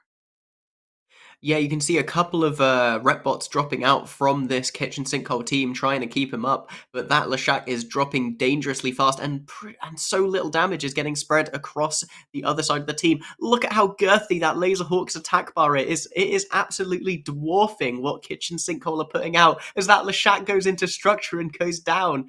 Oh, this is devastating here for Kitchen Sinkhole. They needed that ship alive to really take them into the late game here. They've got to slow down this Laserhawks team somehow. How do you think they're going to be able to do that, Alexeyev? Well, they just took out a burst. They might be able to successfully kill the Logi of Laserhawks, but that's not really going to do a lot for them. They need to remove some of this damage. The Balgorn is a tremendous ship for control, and it has turned several matches before, but crucially, neutralizers will not turn off any of the damage on the Laserhawks team. They need to remove this DPS with their own DPS, and unfortunately, they just lost most of it. Yeah, it looks like most of these Balgorn newts are just going onto the Scalpel, just trying to take his effectiveness off the grid, and that doesn't matter when you blow him up. Really, this Balgorn probably wants to be putting his newts on the Lokis of this Laserhawks team, turning off those long-range webs, stopping them from being able to apply to the smaller ships of this Kitchen Sinkhole team. You can see there the Deacon now going low because of those webs and dropping here. This is devastating here for Kitchen Sinkhole. There's still a chance that they can pull this back, but Laserhawks definitely have the advantage right now. Yeah, the one saving grace they had was having their Logi up. Now, the Thalia is still alive, but you can start to see it taking some damage without a logistics partner. It'll have rep bots, but it's not going to be able to withstand the amount of damage that these Slefners and Lokis are putting out. This Scythe fleet issue going down will be a nice win for Kitchen Sinkhole, but it's just not going to be enough. Once that Thalia drops, the Absolution will follow shortly, and that is pretty much all of their damage output. The Ishimu, Scythe fleet issue, and Balgorn, it's just not going to be enough to get through the Loki or the Slefner tanks. Yeah, they've spent so much time focusing on Karl Raholen in the Sleipnir, and he hasn't even really had to pull away. He's been happy to just sit in the middle of this brawl at the center of the arena, just burning through his ASB charges. He will run out of them eventually, but not before Kitchen Sinkhole runs out of DPS by the looks of things, as that Absolution goes down as well. And here we see the Scythe fleet issue. Someone didn't get the memo that they were switching comps, and Luke's 87 drops immediately. Yeah, you'd have thought the Kitchen Sinkhole, they'd have known the win conditions here for the Minmatar Rush comp. They seemed so practiced with it, so good at it in previous matches. I would have loved to have seen a mirror here, honestly. I think that would have been spectacular, but that's not the match we saw. The Balgorn here now of Baralt is going down, and once he drops, I don't think there's any possible hope of Kitchen Sinkhole pulling their way back into this game. Really nice execution here from Laserhawks, though. They just burnt in. They saw what they needed to do, take out the two or three DPS ships that were going to ever really phase them, and they executed on that perfectly. They didn't get bogged down with what I suggested, maybe going for some of the lighter ships, breaking up the screen before they engaged, and just went for the kill shot, and it's worked out spectacularly for them. Yeah, Laserhawks knew their win condition, and they were laser focused on achieving it. They dove in, they ignored all tackle, all the smaller ships, the Maulus, the Fleet Vigil, the easy target of the Scythe, which honestly could have been bait pick for them. You see a Fleet Scythe at an armor comp, you just want to take it off the field. They cut through all of that and went right for the Leshak, put everything they had into removing it straight away because they knew that if that DPS was off the field, Kitchen Sinkhole would just not be able to claw back the match. And that's what we're seeing here is now the Ishimu of Lesican is starting to take some fire, as well as Alpha Chalk Smallest. Now, the Ishimu is actually putting out a fair bit of damage. It might kill the Loki, but I'm going to doubt it. Yeah, this kind of shows what I was talking about. The Loki is so reliant on its active hardness, and it does not have any spare mids for injectors. So if you're able to nuke that thing out, it has 20 to 30k EHP. It is pretty much dead in the water once you drain out its capacitor. But instead, maybe a minor execution issue there, although it was always going to be tough. And it looks like Laserhawks have this game clasped firmly within their talons. So let's head it back to the studio and discuss a little bit more about what we can expect from the finals.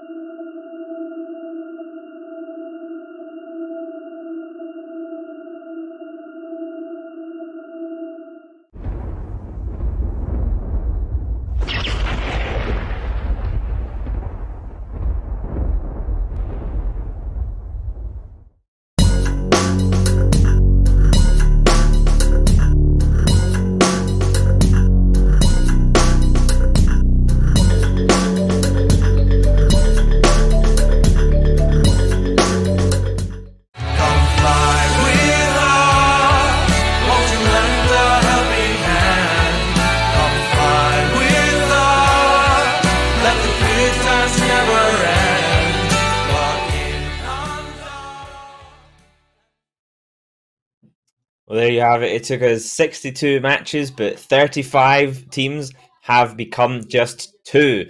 And of those 2, only one of them can advance into Alliance Tournament 18, and oh boy, do they have a mountain to climb to get there. Odin's Call are our first finalists, Laserhawks are our second finalist, and they are now going into an absolutely grueling best of 3 series of matches here. So they will have to play up to 3 matches. One of the teams could just giga dunk twice, and then that's GG, no re, we're into Alliance Tournament 18. Or, of course, if you go 1-1 and then we go to that third and final match, we do have the Conquest bans in place for this Wormhole Group final here. So if you win, you lose access to all of those ships. If you lose the next match, taking it to the third place match, then all bans are undone once again.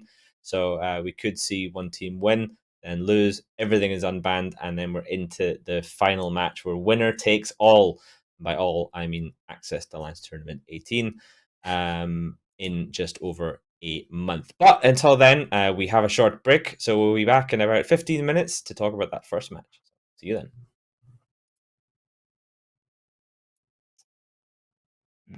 Welcome back to the finals here of these Mimitar trials for the last remaining spot in Alliance Tournament 18. And it's going to be between Odin's Call and Laserhawks, 2 very successful teams here. We've seen both of them get through, except they all dropped a match yesterday to get into this redemption arc. But this is time to redeem themselves. Can they do it? Can they make that final spot theirs? Or will they lose it to their opponents? Battle of the Wormholers. It's pretty even in your Twitch channel points, basically 50-50, 49 to 51 right now. So make sure you drop all your channel points on the team you want to support. Win big, get dank skins, or not. Maybe you lose, but I definitely recommend giving it a solid go. Blackbird Pirate, should we take a look at the bans for Odin's versus Laserhawks match 1? I think we should absolutely take a look at the bans for Odin's versus Laserhawks match 1. Awesome. Let's look at the bans now. So just waiting. Here they are. So Odin's Call banning out again. Loki Sleipnir, super common bans from them. They've just decided that these ships are the enemies and must never be flown, and they've stuck with that for quite a while now. Laserhawks banning out Vindicator Leshak. So strong Webby Boy and strong Spoolie Boy. Mystical Might, what are we expecting here in this first matchup? Bearing in mind there's going to be conquest bans. Well, I mean, I'm expecting both teams to be bringing their best because they are basically fighting for the last remaining slot in the main Alliance tournament in November. From the bans, I'm expecting that Odin's is trying to prevent Laserhawks from bringing their Mimitar Rush comp, which was the double Sleipnir, double Loki that we saw in the previous match. Quite the strong Mimitar Rush.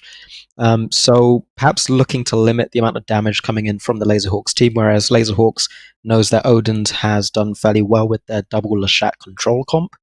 I don't think they've dropped a match with it so far.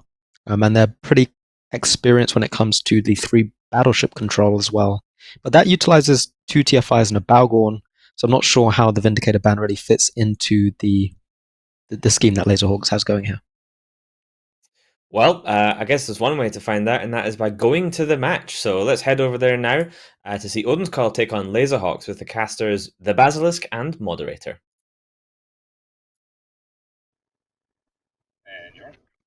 Hello again, everybody, and welcome to the arena for this grand final of the Mimitar Tribal Trials. Laserhawks coming up against Odin's Call. Both these teams fielding comps that we have seen them field earlier on in the day.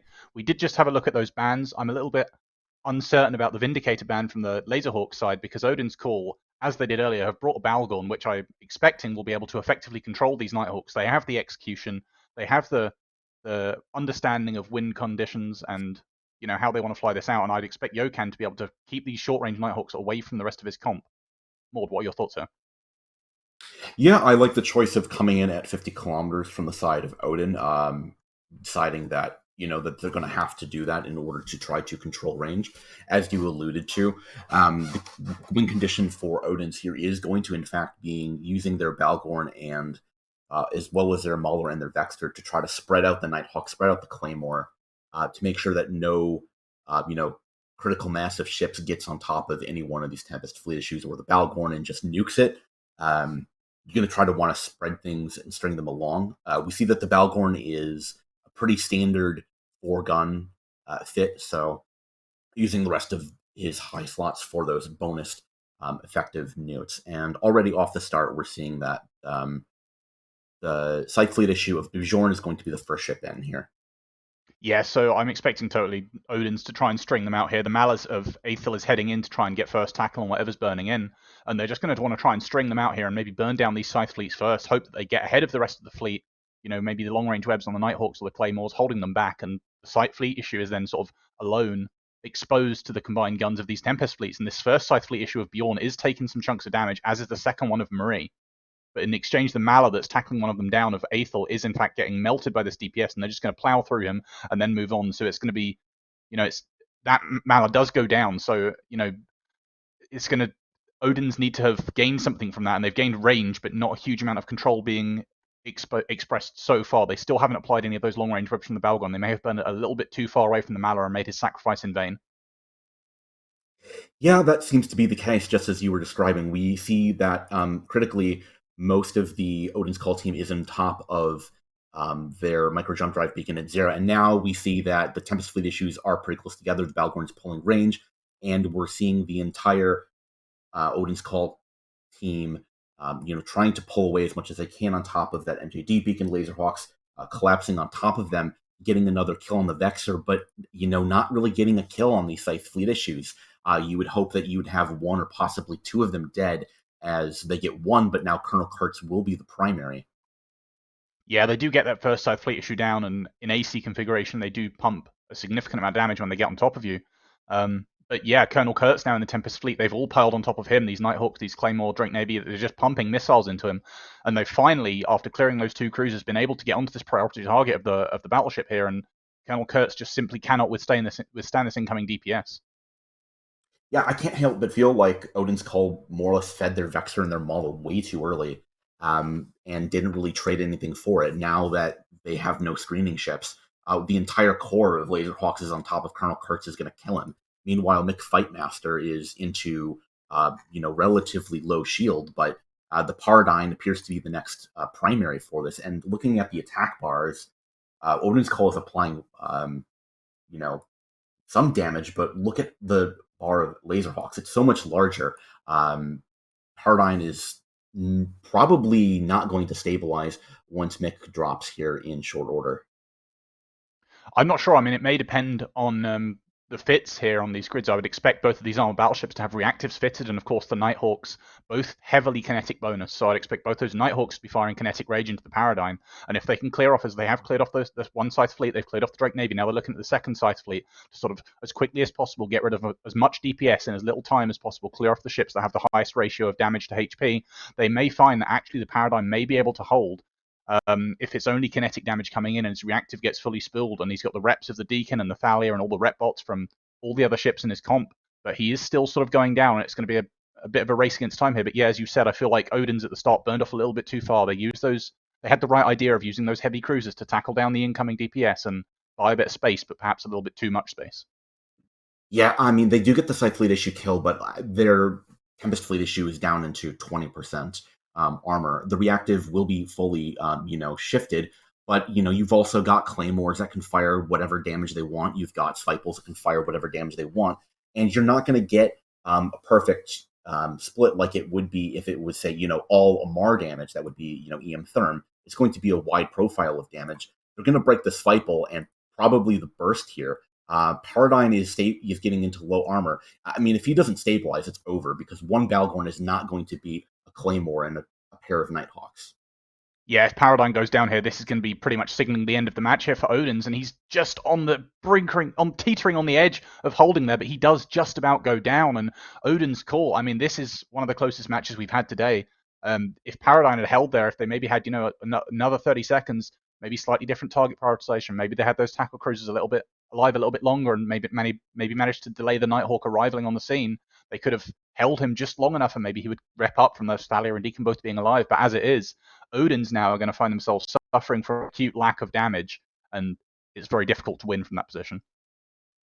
Yeah, I mean, looking at the attack bar, we can see that Odin's, very low. They've got a lot of, active reps. That would be between these, basically local to this Balgorn. The Confessor going down, the Thalia and the Deacon not able to hold him even with links. kind of critically, if the Confessor could be held up a little bit longer while getting a Nighthawk kill, maybe things could have shifted a little bit, possibly, maybe-ish, but as is, with 4 minutes in the match and, a half remaining, Yote-san, you're only really realistically doing about maybe 700, 800 damage with Conflag and a Balgorn. Meanwhile, a pair of Nighthawks and a Claymore is well over 2,000. Not a good situation to be in if you're Odin's.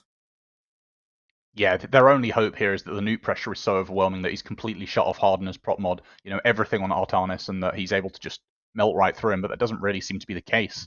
And of course, as we said at the start, that Malar and Vexor dying too quickly, but also the Celestis here against this Roche comp is going to be contributing basically nothing. I mean, the Celestis obviously a damp boat, most effective at sort of countering kitey comps that want to utilize long range and kite around the arena and, fight you at a distance. This Laserhawks comp obviously has just got right up in their face, and the Celestis' damps are basically irrelevant. Yeah, so this Thalia is moving at 120 kilometers, so it would appear that they're looks like it's double webbed, maybe trying to stabilize. It's getting out a little bit, pulling range, realizing, hey, maybe I'm a Thalia. I don't have to be on top of everything at 0. Meanwhile, they're attempting to swap off the Scalpel and kill the Nighthawk.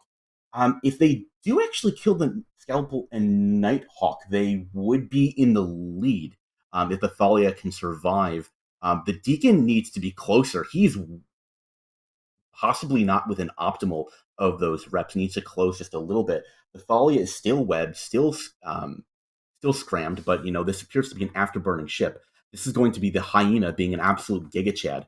Getting on top of... To quote Ithaca earlier, the tide may be turning. They are still just about holding this Thalia. Erd Void Daughter in the Deacon is surely heating for his life. He's doing absolute Lord's work here, keeping this Thalia alive, and Toastbrot is starting to pick back up again.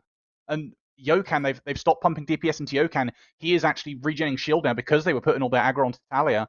But these ham boats seem to be having trouble applying to him, even when he's fully webbed down. And the Nighthawk of Artanis is finally starting to break. Just this one Scalpel can't keep him up. He's going into low shields, and the damage from this Balgorn may actually be enough to take him down. And this is going to be razor thin at the end. I don't know who's going to win from this position. We were calling it for Laserhawks. Laserhawks seem to have such a commanding position.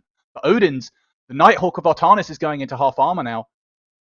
Yeah, wow. So this Artanis Nighthawk is going to drop within the next 10 to 15 seconds. That's going to be a lot of damage that might allow Tosk to survive. If that happens, we're going to be in a point situation where Laserhawks is up only by 3 points. So if any one of the Scalpel or the Hyena dies within the next 2 minutes, they would actually lose. Odin's needs to get that Balgorn bonus webs on top of something. It probably can't be a Nighthawk or a Claymore. They won't break it in time. They need to get thankfully tackle onto a it Scalpel. Can be the Scalpel, and that Scalpel is right there on top of them. Obviously, limited range on the Logi frigates, and this Balgorn is just going to web him down and start pumping. Surely Odin's, they've got the score counter in the corner of their screen. They can see they're only 2 points behind. They know that with that Nighthawk going down, Laserhawks haven't got the DPS to break anything anymore. They weren't able to break the Thalia. They weren't able to break the Balgorn. They're trying on the Pontifex. If they can get the 6 points from the Pontifex, they'll keep in the lead. This is so intense. I have 1 minute 26 left. My goodness. So the Scalpel is trying to do everything they can right now, if we can get a zoom in on that, to manually pilot away from the guns of the Balgorn. The Balgorn is completely nuded off the Scalpel, and we see a small cloud of medium rep drones on top of him. These Hawks are switching to the Celestis. The Tech 1 resists Celestis. He's done nothing this match, and his presence may lose it here. He's not helping this fight here. He needs to be far, far away, but he's dead right here for the Nighthawk Claymore. They've identified him as the target they can kill, and he is going to go down. They're going to trade the Celestis for the Scalpel, maybe, and Laserhawks will still be in the lead here. Yeah, that Celestis needed to absolutely be in Narnia. There's no reason at this point in the match that they shouldn't have just gone onto a micro jump drive beacon and gotten the hell out of there. The Celestis is going to drop at the same time the Scalpel, and that means that they would have to pick up a Hyena in order to be in the lead. The Scalpel does drop. The Celestis... Can they hold the Celestis, the Deacon and the Thalia? How much heat have they got left? 30 seconds left on the clock. If this Celestis lives, Odin's are going to take this first win. He's about 60% hull, 50% hull, 40% hull, 30% hull. He is going down, and there's only 50 seconds left, and he goes down. He drops. With 14 seconds left, Odin's Call snatches defeat from the jaws of victory. The Celestis did not need to be there at all. What an absolutely nail-biting match, going down to the very edge of the wire. And, wow. I mean, the desk is going to have plenty to say about that and break down that exhilarating match. 2 more of those, please. That was brilliant. Now for the Triglavian Weather Report, brought to you by Exodus. The weather calls for disintegration.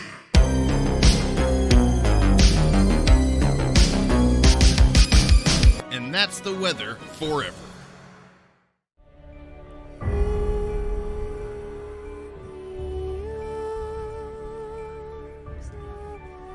For just 10 million ISK a month, you can save the life of a high-sec miner.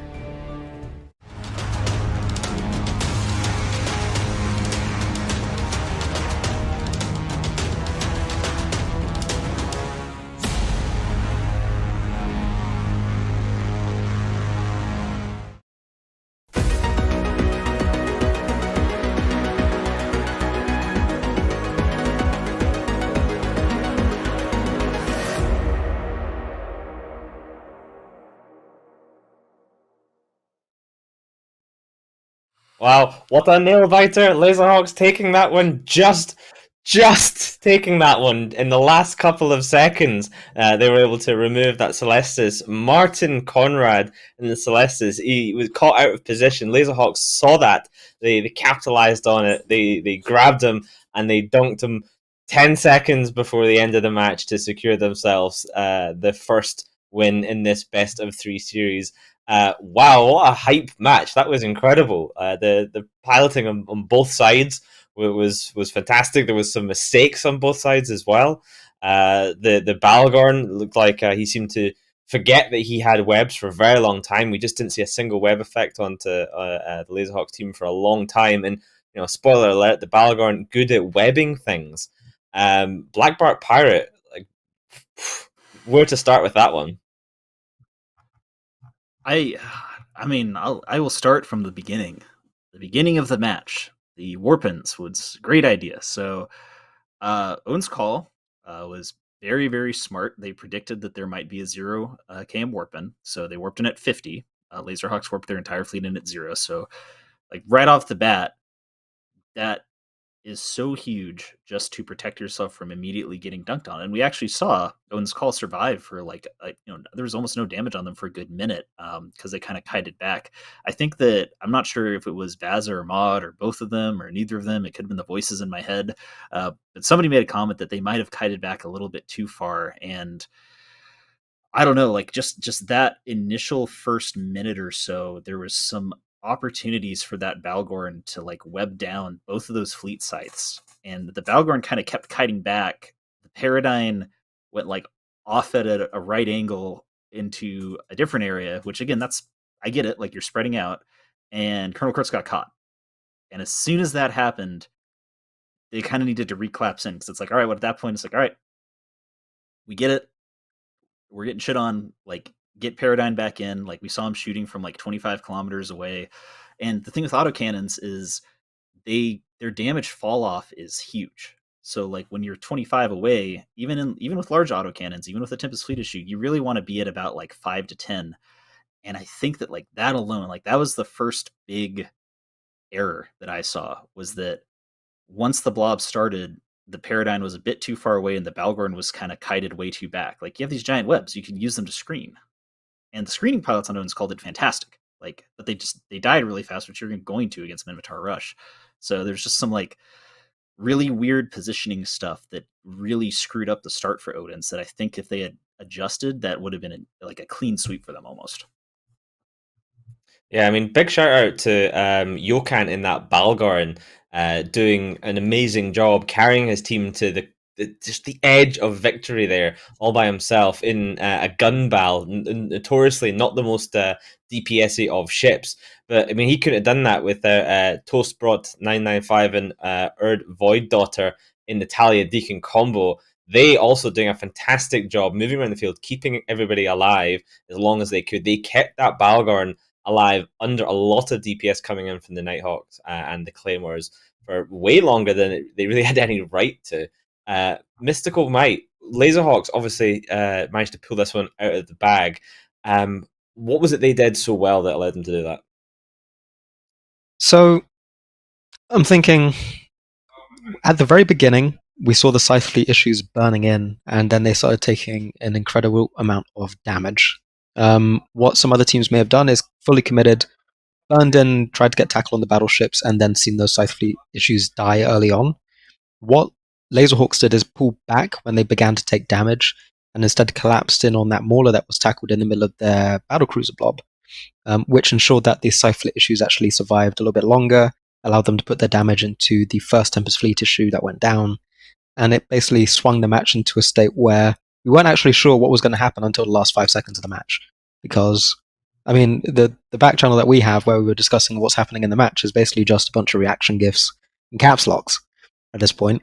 As we were trying to figure out, okay, which way is this going to swing in the last minute or so of the match, and trying to goad people on. But yeah, I mean, Laserhawks, I think, took the opportunities that were given to them.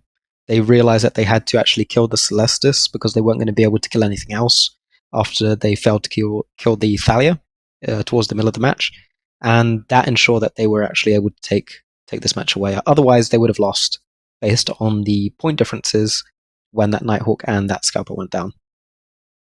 Yeah, definitely shout out to Laserhawks there for noticing that Celestis was out of position and then grabbing him and switching onto him right at the end of that match there. As Misty says, if they hadn't done that, then they would have actually lost that match on points. One of the things you'll see a lot of teams do is when someone dies, you don't really care that they're dead or not. You tell them to die quietly, but they will say something like, Nighthawk down, so that the team knows. And then from that point on, you become an observer. Your job is to sit there in your capsule and look at the arena and call out things. So you might find that one of the departed pilots from Laserhawks was watching the arena and spotted that Celestis sitting there, not moving or in the wrong position, and called out to his remaining colleagues, like, hey, that Celestis is right there, grab him. So that kind of, sort of tactical thinking and keeping an eye on the situation can be the difference exactly in this case of win and loss. If they hadn't done that, if they hadn't made that adjustment, then Laserhawks would have lost on points to Odin's Call there. Honestly, one of my favorite matches that we've seen this year in Alliance Tournament. What a great match! You love it when you can't tell, like 9 minutes 30 seconds into the match, and you still don't know who's going to win. Like, that's what you want. You want to see those incredible matches. So fantastic job from both teams and all the pilots involved. We definitely want to see more of that. Unfortunately for Laserhawks, they now have to deal with conquest bans. So by virtue of winning with those ships, they can no longer bring those ships. So for them, along with the bans that Odin's will submit, and of course the bans that they will submit themselves for the next match, they cannot bring the Nighthawk, the Claymore, the Navy Drake, Fleet Scythe, the Scalpel, the Hyena, the Zweepel, and the Burst. Odin's can bring those ships if they're not banned regularly. Laserhawks cannot. Odin's can also bring the same comp they just brought. So if they think, hey, we've executed that one relatively well, made a couple of mistakes, it's a good comp, they can bring the Balgorn, the Double Fleet Tempest, the Ponte Celeste, Talia Deacon, Confessor, Mauler, Vexor again, and try and go 1-1 in this series. Misty, you've played in best of matches with conquest bans. What's the kind of the thought process here for these type of teams? Do you want to just say, hey, we know this comp is good, we're going to bring it again, or do you try and bring something different? So if it's your best comp and you're fairly confident that you should be able to win most matchups that you go into, if you're fairly confident that you should have won the last matchup that you went into, but you lost because of a small piloting decision, then you can probably feel pretty comfortable trying to bring that same comp again. The issue being, since you've shown this comp now to the Laserhawks team in this case, they can just ban the Tempest Fleet issue if they wanted to, and remove your ability to actually bring the Balgorn double Tempest Fleet issue as your comp of choice. Odin's do have a couple of other comps that they can fall back on, so the Lashak control comp also being a good one for them to bring as well. But again, I think we just see Laserhawks ban Tempest Fleet issue Lashak, and then I don't actually know what Odin is going to be able to bring because they've not really shown too much in the way of comp depth so far. that can sometimes be a tactical decision. You know, they've done relatively well getting to this stage. If you can show the least amount of comp versatility as possible, that's good for you because it makes it harder for your opponents to specifically look at what you bring and then force you into comps, ban you out of specific comps. You know, we see that in the main alliance tournament. Sometimes teams manage to make all the way through to the semifinals or the finals, and then suddenly they pull out a comp that no one has seen all alliance tournament. They've had that in their back pocket. They knew it was a very, very strong comp, and they've avoided using it until the last possible minute because it gives teams less time to sit there and think, "Oh, hang on, how do we counter that?" Bart, you've played in a bunch of matches over the years, including, I believe you told me you've killed 3 Atanas, which is pretty rude of you. What goes through the mind of teams when you warp in and you see a comp that you've not prepared for? Like, what do you do? I mean, you're probably screwed. Like, honestly, that is literally the worst possible situation to ever be in, is to show up and be like, I don't know what this is, and have to figure it out on the fly. That's like absolutely, the chances of you actually winning that are pretty low, especially if the other team doesn't have the same reaction. So like you'd expect that, something like Minmatar Rush. This has been a comp for like 2 years now, at least, that it's been extremely good. Ever since the surgical strike changes. I was trying to remember what the name of it was, where damage of everybody went up a bunch. The Minmatar Rush or the Ham Rush has been incredibly powerful. So that, hypothetically, you should have practiced every single one of your comps into and understand, can it beat it and can it not? And in all honesty, if your comp can't beat Minotaur Rush, you should probably just like throw it in the trash, because you can't really ban Minotaur Rush out. Personal opinion on that. Now, that being said, I'm hoping Odin's has something like crazy that they're about to pull out here, because Misty's 100% right. They've shown the same thing. They're basically running either this Tula Shack control setup, or they're running this TFI Balgorn setup. And they've been flying it really, really well, but apparently they didn't practice it versus Mimitar Rush enough, or they did and they just had an execution error. So kind of hoping they're about to pull something crazy out that Laserhawks has never seen before, just so we don't end up getting a 2-0, because more matches is better. We'll see what happens, though.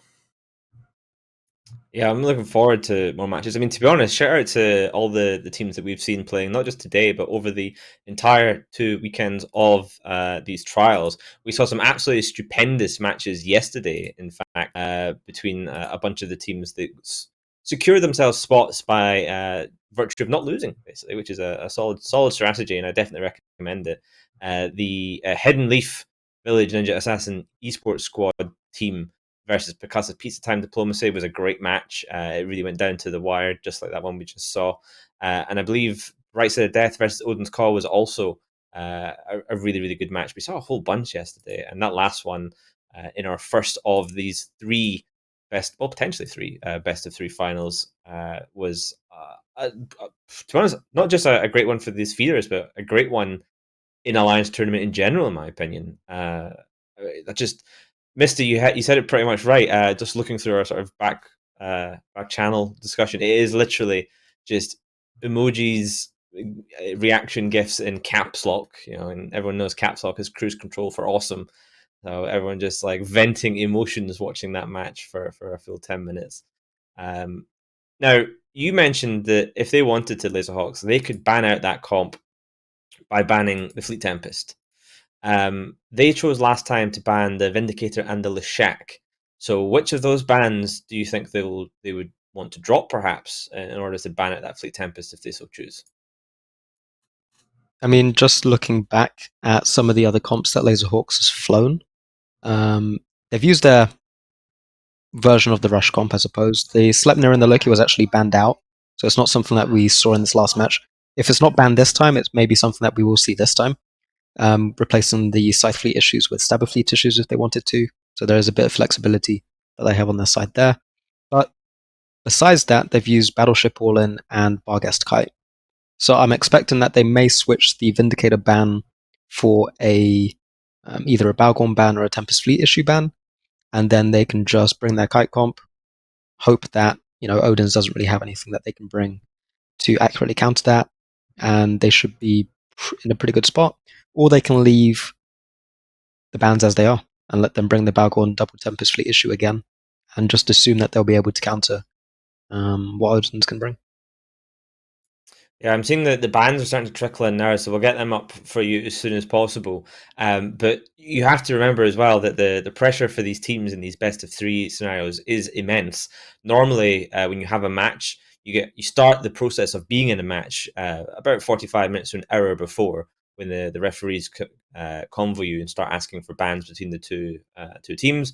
The bans are exchanged, and then you have plenty of time to talk to the team, make sure everyone's got the right fits, double check ammo, etc., etc. And you've got a good amount of time for that. Today, we've seen the turnaround for some of these matches start to drop. We from Blob, for example, played at 16:14 and 17:20, so they finished one match and only had 30 minutes until their next one. So that's a bit of pressure, less time to consider the bans, less time to consider your comp. Now we have teams that have just finished a match and then immediately have to go into a banning phase again in order to determine what they're going to do for the next match. So they have to learn from what's just happened and then plan out their next one, while also considering the conquest bans. Bans are ready. Let's take a look at the bans for Laserhawks versus Odin's Call. So Odin's Call this time banning out the Barghest and the Sleipnir, and Laserhawks banning the Leshak and the Curse. So they're looking at that Leshak comp that's been brought before. They're allowing Odin's to bring essentially this Fleet Tempest Balgorn comp again. None of their bans target that whatsoever. They could Odin's could bring the exact same thing right now. Laserhawks clearly feel that if that's the case, they are in a position to beat it once again. Misty, what do you make of this? Well, it makes sense on the Odin side to ban the Barghest and Sleipnir. As I mentioned before, the Sleipnir was still open, so it's something that they could have brought in this match, as I believe they brought the Nighthawks in the previous match. The Barghest was also one of the, I guess, linchpin ships for the other two comps of Laserhawks that they've brought so far with the Barghest Kite, whether that's the double Barghest or the single Barghest. So it makes sense from the Odin side to see these bans coming out. With the Leshak, I mean, that's a pretty standard ban, and it's one of Odin's comps. Again, that removes the double Leshak control comp from Odin's Call. It's interesting to see the Curse ban coming out, though, in this case, as typically they pair the Curse with the double Leshak. I don't think we've seen Odin's run the Curse outside of that double Leshak comp, so perhaps just really don't want to see that comp come out. Bart, you think this exudes confidence from Laserhawks here, saying, hey, bring that same thing again and we'll dunk you again? Oh, yeah. I think it's maybe a little mind games. I mean, you're saying, like, we don't care. Yeah, we know we almost lost last match, but, we have your number. Like, Laserhawks is saying, I don't know if this is actually true or not, but they're saying that they're 100% confidence in beating exactly what they just went up against. What they don't want to fight is, like what Misty said, are apparently curses and Leshaks, which, curses are very good. I mean, that kind of, it's interesting. I sort of feeling like Laserhawks is still probably going to bring some kind of kiting setup. I don't think they really need the Barghest for it either. I think they might have an idea here. And if that's the case, and Odin's does bring the same thing they just brought, I don't know how well that will fare versus a kiting setup. I mean, we've seen a Balgorn utterly fail to tackle anything versus the Laserhawks kite setup. Whether or not that was a piloting issue or the ship issue, though, maybe we'll be finding out in the near future here. Yeah, and that near future is rapidly approaching. A lot of you people out there in Twitch land dropping your Twitch channel points on this match, and it is 49 to 51%. So you guys are also struggling to decide who the favorites are here, just as much as we are, because I mean this is so close. I hope this goes to, it's now 50-50 exactly. I'm hoping this goes to the full third. So we'll see, is Laserhawks' confidence in their own comps justified, or Odin's Call going to be able to take one off of Laserhawks here and push this one to the best of three? Well, it is time to find out as we go to the arena for potentially the last time with the Basilisk and Moderator.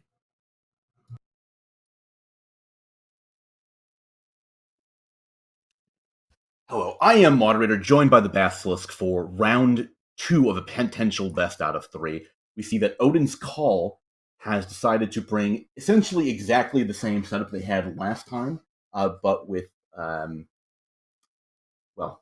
a slightly different setup in their logistics. And meanwhile, Laserhawks has chosen to bring an Amar Victor top end with not much in the support. And Hauler, Basilisk. Yeah, I think from memory, Odin's have changed the Thalia to the Deacon to the Thalia, as you said. Maybe they felt like the Thalia was actually tanking better with its Sig bonus. And then they've got a Vigil Fleet in the issue there for extra webs at the end there. But at the moment, Laserhawks are just immediately blasting at Martin in the Celestis.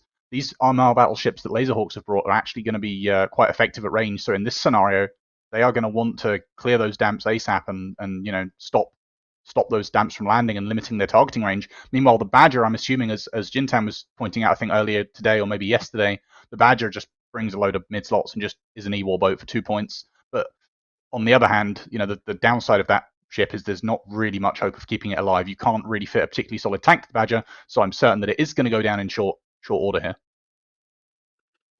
Yeah, that Badger, however, as we say that, is starting to stabilize just a bit, and we're swapping a little bit of damage over to the Vexor. I mean, that makes sense. So we see kind of a little bit of a split in kind of the core concept of what Laserhawks' top battleships are doing. So the APOC Navy and the APOC have a bonus to optimal. They don't really have any sort of tracking as well. They don't really have any damage bonuses. The Abaddon, however, is just a brick that does not shoot very far, but if you're in close, it's going to pound into you.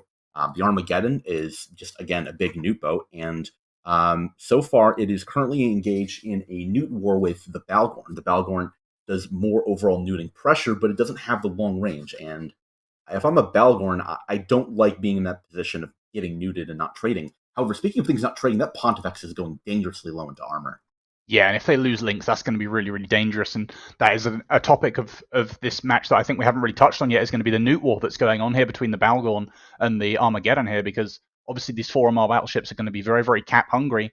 The Balgorn obviously a newting ship, the Armageddon a newting ship, and the Tempest fleet's not cap reliant at all. So if Odin's win the cap war, they can just keep pumping DPS. They don't need to worry too much. They've got those autocannons. They've got 4 heavy newts on the Tempest fleets. They've got 4 heavy newts on the Balgorn. They can just keep them all dry and tank forever.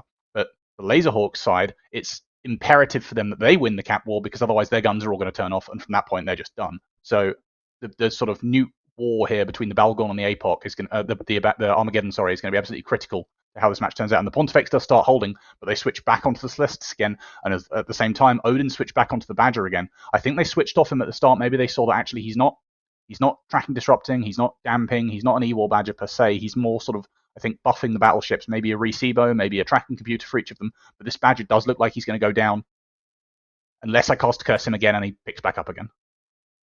Yeah, I mean, a Badger, he's got 6 mid slots to have 4 low slots, down into a sliver of structure, and they pop. So that will be any potential support that they might have had no longer there. Now swapping onto the Republic Fleet Firetail makes a lot of sense. It's, very low pointed, but not exactly the strongest in terms of resist, but already getting pre-reps from Thalia.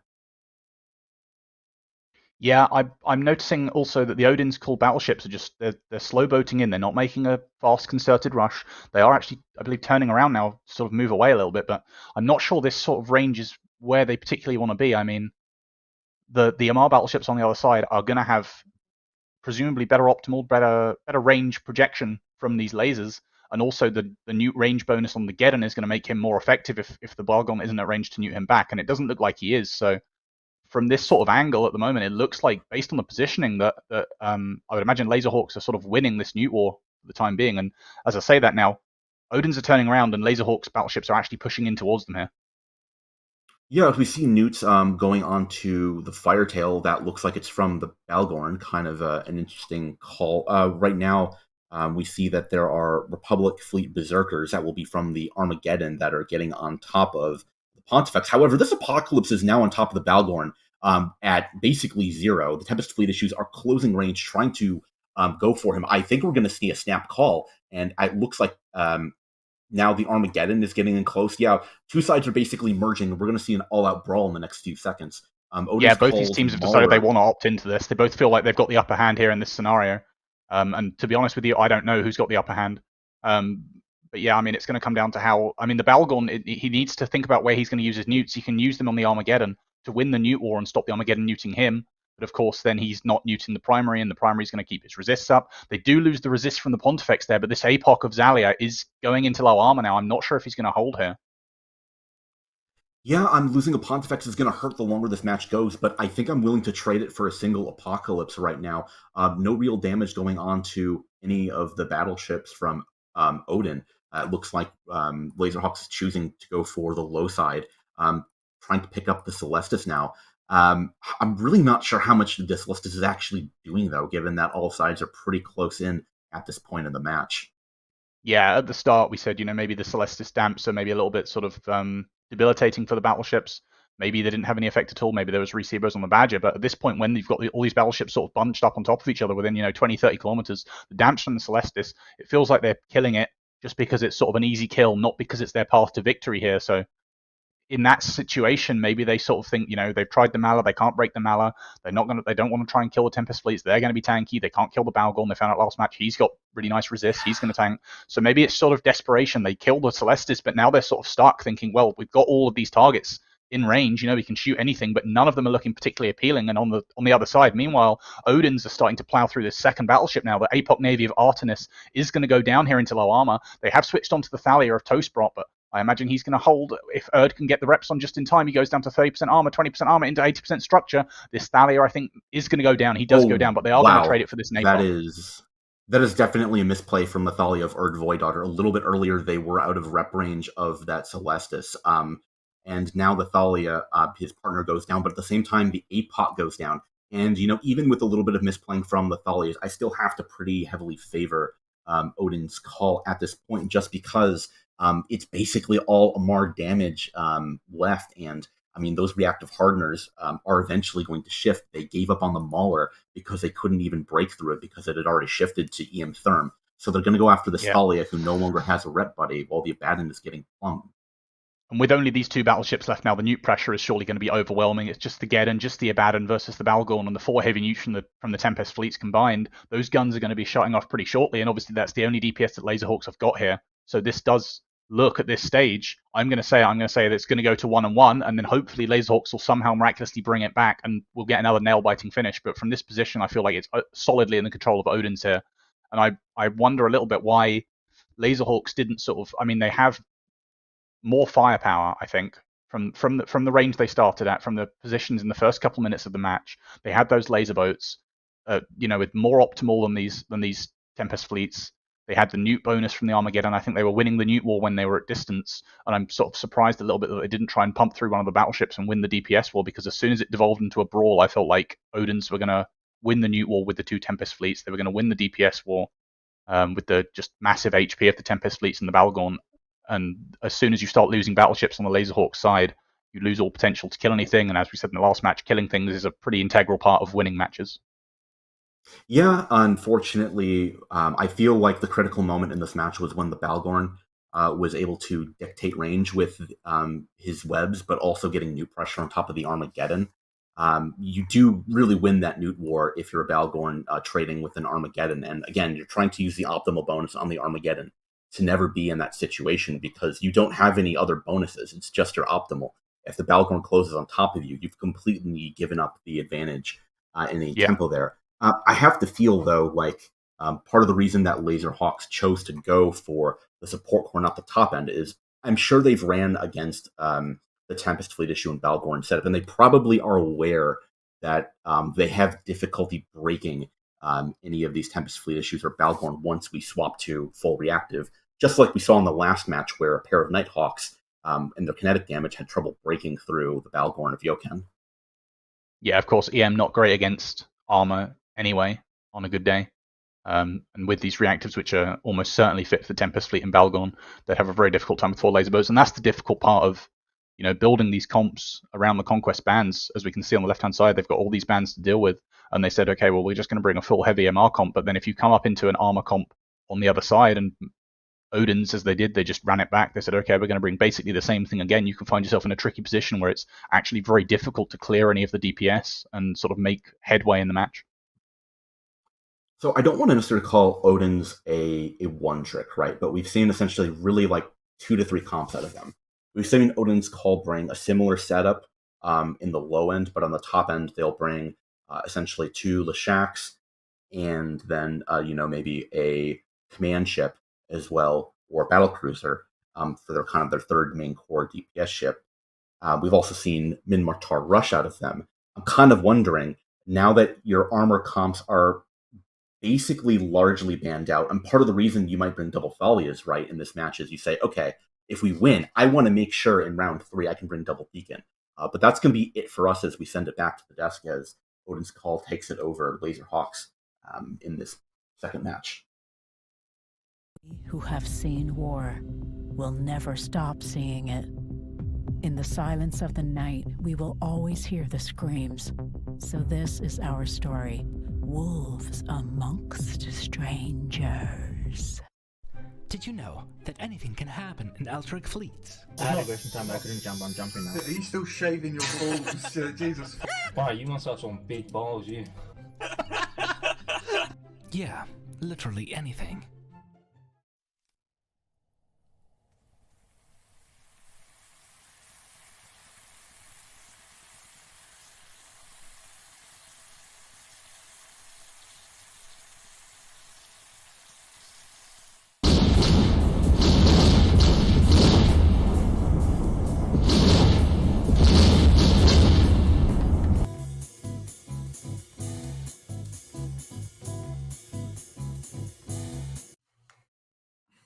Odin's Call, they're pushing it to the final match in this best of 3 series. It is now 1-1. Laserhawks 1, Odin's Call 1.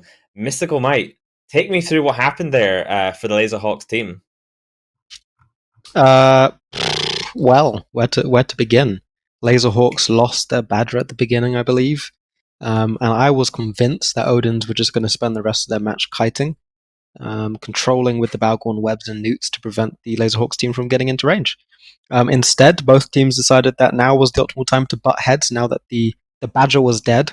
The DPS powerhouse on the Laserhawks team. And I have no idea what Laserhawks decided to do. They had 4 battleships against 3. They decided to kill the Celestis.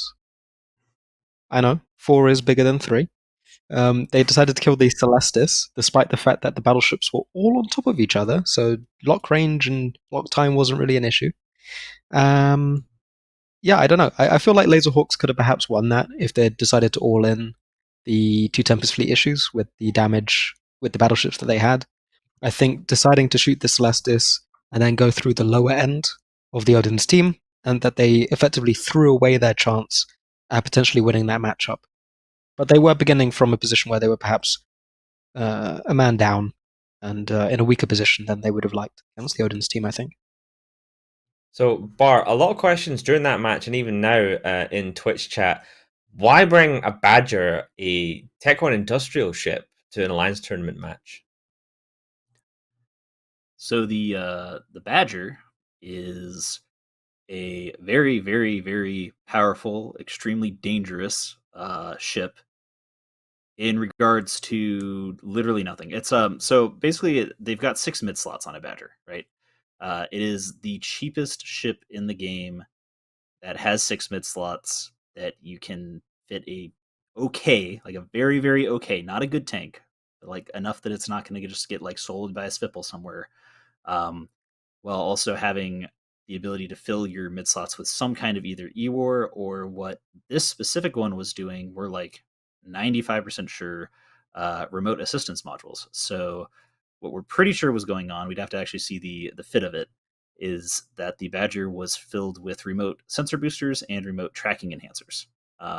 These modules are actually significantly better than the modules you'd fit on your own ship. So a remote tracking enhancer can like drastically increase your optimal range of your tracking speed. Remote sensor boosters can drastically increase your lock range, which is really good when we're in a meta where, lock range is something everyone wants to enjoy, and Celestis get rid of that really easily.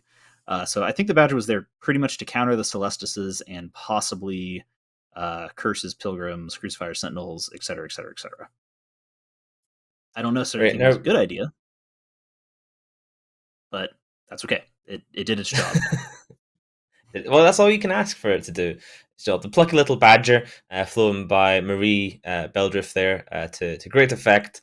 Not great enough, of course, to allow Laserhawks to take a 2-0 victory and move on to the Alliance tournament, but great enough that they've at least made it to the finals here.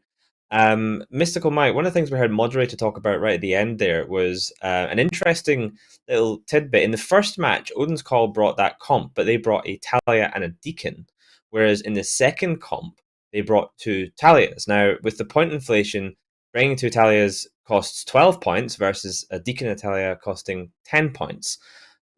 Why? Surely that's less point efficient?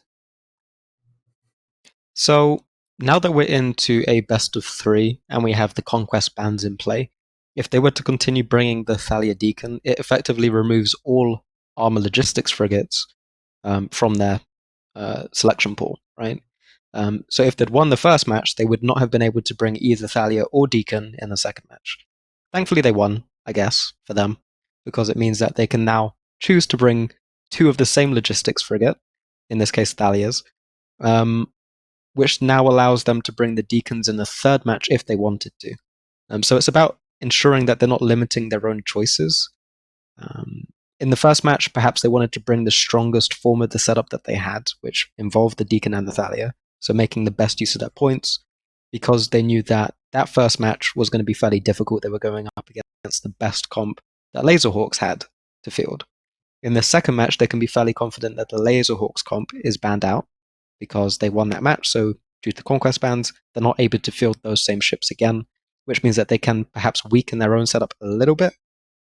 I mean, it's 2 points. It's not a crazy difference, but some people think that they can perhaps be better invested elsewhere.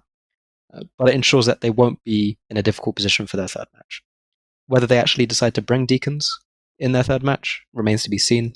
It depends, I guess, on the bans that we see coming in over the next 5 to 10 minutes.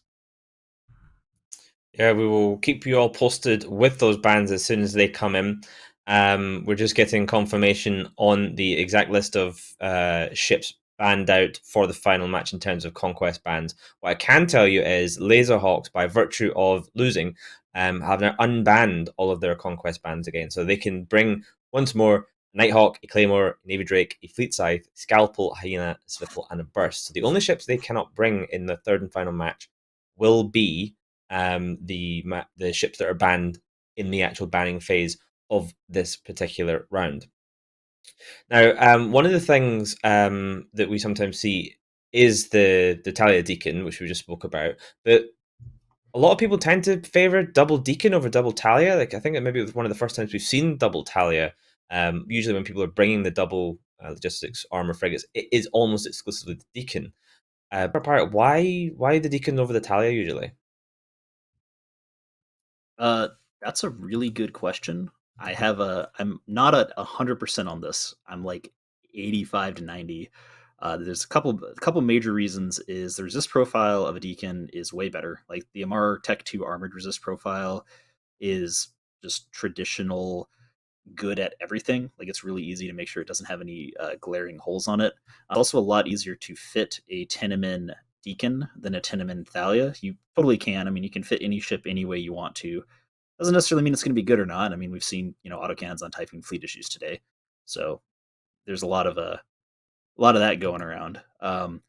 But also they have a little bit. I think they have a little bit less signature radius. So generally they're a bit tankier. They can go faster if you're going Tenemin fit, which isn't. I think almost all of the ones we've seen this weekend have actually been Tenemin fit. It's a pretty standard fit, and they just have better resist profile. That being said, Thalias are pretty good too, and Mystical probably has a better insight on that, or something that I missed here. I was just going to add that I think I don't know if you mentioned it, but the Thalia gets, I think, an extra mid slot over the Deacon. So you have the added benefit of being able to fit a sensor booster if you'd like to, which ensures that if they do have damps, which we are seeing a bit more frequently now that the scripts are allowed in the tournament, you're able to lock a little bit further than the perhaps 2 or 3 kilometers that you would usually get if a Celestis decides to ruin your day. So it's another reason why perhaps we're seeing the Thalia coming out, as well as the use of E-War as well, like ECM. If you have a Thalia, the chances of seeing multiple Galente jams is perhaps lower than seeing multiple Amar jams, simply because Amar ships are being used quite a bit more. So again, that's another reason why perhaps you're seeing double of the same ship. It's just reducing your ability to be E-ward out, essentially. Yeah, speaking of being just out of being able to use ships, the conquest bans for the final match are as follows. So the Laserhawks ones reset, but the Odin's Call team cannot bring the Balgorn, the Fleet Tempest, the Pontifex, the Talia, the Celestis, the Vexer, the Mauler, and the Vigil Fleet Issue. They have also chosen to ban their absolute classics. They refuse to ban anything else, the Loki and the Sleipnir. Meanwhile, Laserhawks, interesting ban here. They've banned the Lashak, which is kind of standard, but they have targeted that Deacon. They have said, hey, Odin's Call, we see you like that comp. Well, get wrecked, boyos. You ain't bringing it because you've banned yourself out of the Talia. We're banning yourself out of the Deacon. Bart, what do you think of that ban there from Laserhawks? Big brain or small brain?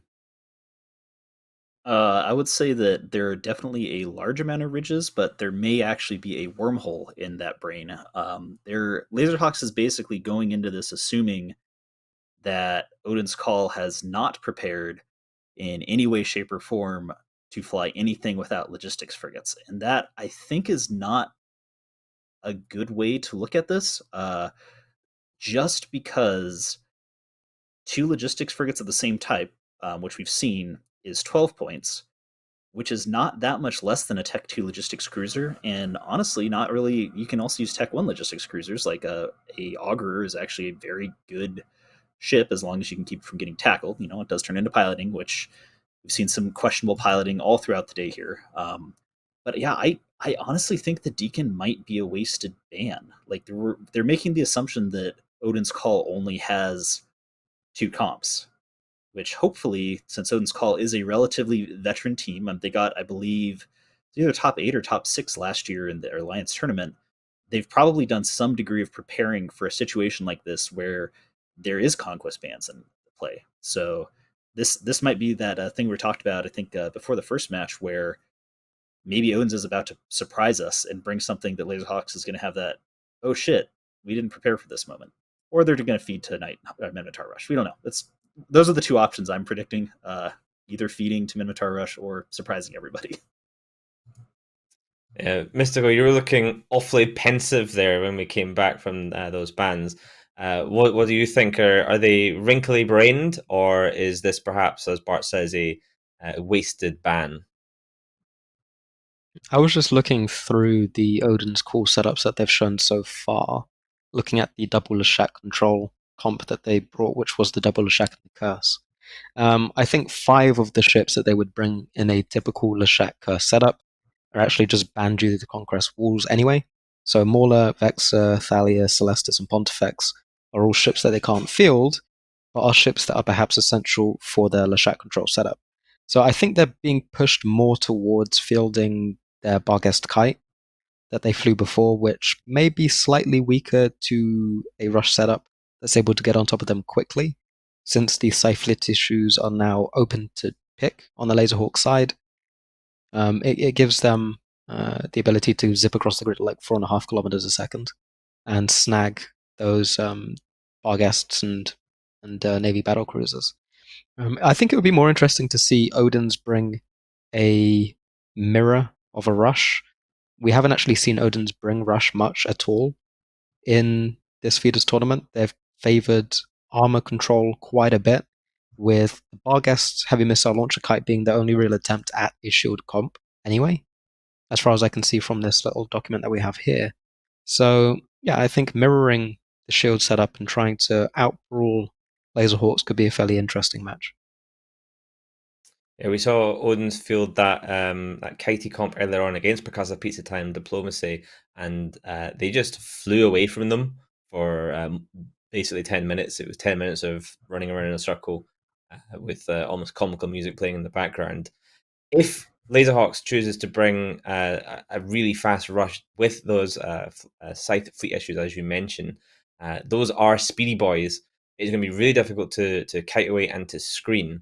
However, if Odins are able to screen them off effectively, Bart, what happens then? Like, is it kind of game over for Laserhawks? Is there going to be eggs in one basket? I don't think so. Just because of how practiced Laserhawk seems with that specific setup that they've done, and also one of the issues with screening a Nighthawk or some kind of Nighthawk Mimitar rush is that your screening ship is going to die. Like it's almost impossible to keep them alive through that. So it kind of turns into like a very tradey situation where it's like, okay, well, we screened you and we slowed you down, but you lose your screening ship. Like you're not going to keep it alive. And then they get closer to you and you screen them, and they get closer to you and they screen them. So it's going to be really interesting. The other thing I think that we could see here as well, which we haven't seen from either of these teams yet, is like a drone setup, which could be really interesting. I think that has some very high potential to counterplay a rush, and I believe that Odin's is a team that's got a pedigree enough that they might be able to pull that out of their hat. But yeah, I don't know. It's kind of we'll see. I mean, definitely getting excited, but we still got to wait a couple minutes. So yeah, there's a lot of things still open here in this final match. I mean, with only essentially one round of conquest bans for each team, the depth they have to reach into their bag of comps isn't that deep. You might find in a grand final, best of 5, you can easily lose 2 matches or win 2 matches in a row. And if you win 2 matches in a row, then you've got a huge amount of ships potentially banned out. In Alliance Tournament, you can also have up to 9 bans coming in from the regular bans as well. So you could conceivably go into your 3rd match with 29 ships banned, which is just a ginormous number compared to 3, which was what you'd probably be hoping for. Teams are in system, so we're only a few minutes away from our last match of the day. And just to remind you, this is for the final spot in Alliance Tournament 18. The loser here goes home. Like, that's it. They are done until Alliance Tournament 19. Like, that's it. There's no chance for them to go through and win a bunch of Freckies and Mimirs. There's no chance for them to go through and even win skins for winning matches in Alliance Tournament 18. That is it. It is literally pack up your ships, go home, and sit on the sideline and watch for next year. Bart, what's your highlights been for these Mimitar feeder trials so far? The entire, basically all the matches of yesterday, the specific like that last 6 or so, where we found out who was going to make it through the first round of people that made it to the AT versus who would end up having to play today. Every single one of those matches was really intense. Everyone flew like their best. They're all really exciting, and it was just really good. Like, I don't think a single team made it through that didn't 100% deserve to make it through just based off their piloting, their theory crafting, their setups alone, that's what you want to see, right? Sometimes you get people saying, oh, so-and-so had a free ride, blah, blah, blah. Well, I don't think anybody had a free ride yesterday.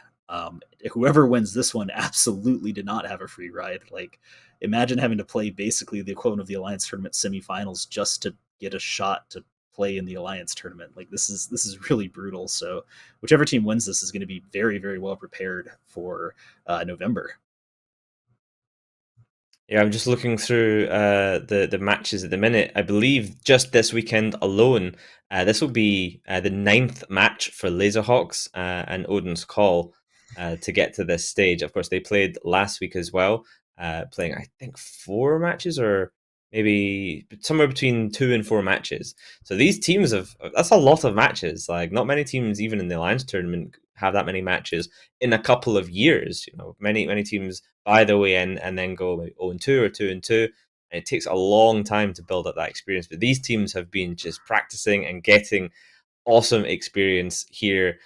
So, big thank you from us to CCP for putting on this format. I'm a big fan of it, and I think it's been a great exhibition of talented pilots. But we are pretty much ready to go to what I'm seeing on grid shall be a very exciting match. And this is going to determine the final slot. Is it going to be Odin's Call? Is it going to be Laserhawks? Who will advance in match 65? The best of 3 final is 1-1. Let's go to the arena and find out with the Basilisk and moderator.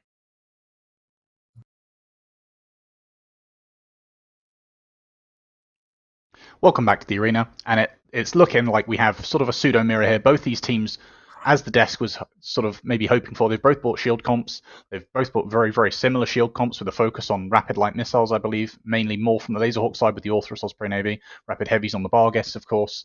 I think these are heavy missile claymores, again combined with an Orthrus Barghest. Very similar sort of fare here. But Odin's bringing 2 Jackdaws, so I think they're going to have possible sort of damp superiority, assuming they are going to be fitted, as I would expect, with damp kite fits. Yeah, I can confirm that these claymores are in fact going to be heavy missile fit. Basically, everything else is going to be lights or rapid lights from the turret models that we have on top of the ships. Both teams electing to come into the arena at 50 kilometers. It'll be interesting to see again. Are these going to be damps? Are they going to be guidance disruptors, tracking disruptors? Because those mid slots are going to be crucial. If you can get guidance disruption onto the Barghest or the Claymore, you're going to severely mitigate the amount of incoming damage, the range. One other interesting aspect here is going to be the choice of a scythe versus scimitar. What are your thoughts on that here, Bassa? Yeah, I mean, Odin's fielded the scythe in their when they fielded, I believe, this comp in their loss against Bright Side of Death yesterday, I think it was. And I was pretty critical of the choice of scythe. I don't know how this is going to turn out, to be honest. These are 2 very similar takes on the same comp. The scimitar is obviously far more powerful than the scythe, but it may find itself suffering from damps from the Jackdaw, so maybe indexing so heavily into Tech 2 Logi in terms of points investment, they might not be able to leverage that extra power of the scimitar if it does find itself burdened by those damps from the Jackdaws. But also those Jackdaws, they need to consider damps on the Crucifier, for example. Do they want to stop guidance disruptors? Do they need to, maybe try and lock out range on the Vigil fleet? As the scimitar does start taking a chunk, he goes straight through shield. That's an ASB fit, but he goes straight through shield, straight through armor. They're just volleying straight through him. This scimitar, he's definitely not worth the points investment now. He is dead. Yeah, unfortunately, the Barghest from Laserhawks are trying to return fire into the scythe, but they've been guidance disrupted, and they came into the arena essentially at 100 kilometers from each other. So the Crucifier, who's going to have guidance disruption or some tracking disruption on him, is already down into low armor. The Orthrus already down into low hull as well. Scythe continuing to survive. Scythe has actually gotten out of range from the core of Barghest. The Hyena goes down, trying to get rid of target painting and webs. It's going to be absolutely bloody in the first initial match. The Orthrus, though, has made the right call, has immediately burned away, gotten the hell out of dodge. Both teams trying to tackle on each other. Crucifier going down. The Crucifier goes down. The Vigil fleet takes chunks. The Skybreaker goes down, but this is rapidly swinging against Laserhawks here. They did get a kill there on the Skybreaker, but they've already lost 4 of their ships here. The most critical being that Scimitar, of course. They really haven't got a chance of keeping things up. They've got a significant, I'd imagine, a fair chunk of EHP in those Barghest, but the Bifrost just gets volleyed. This is clinical piloting from Odin's here. Their target calling is impeccable.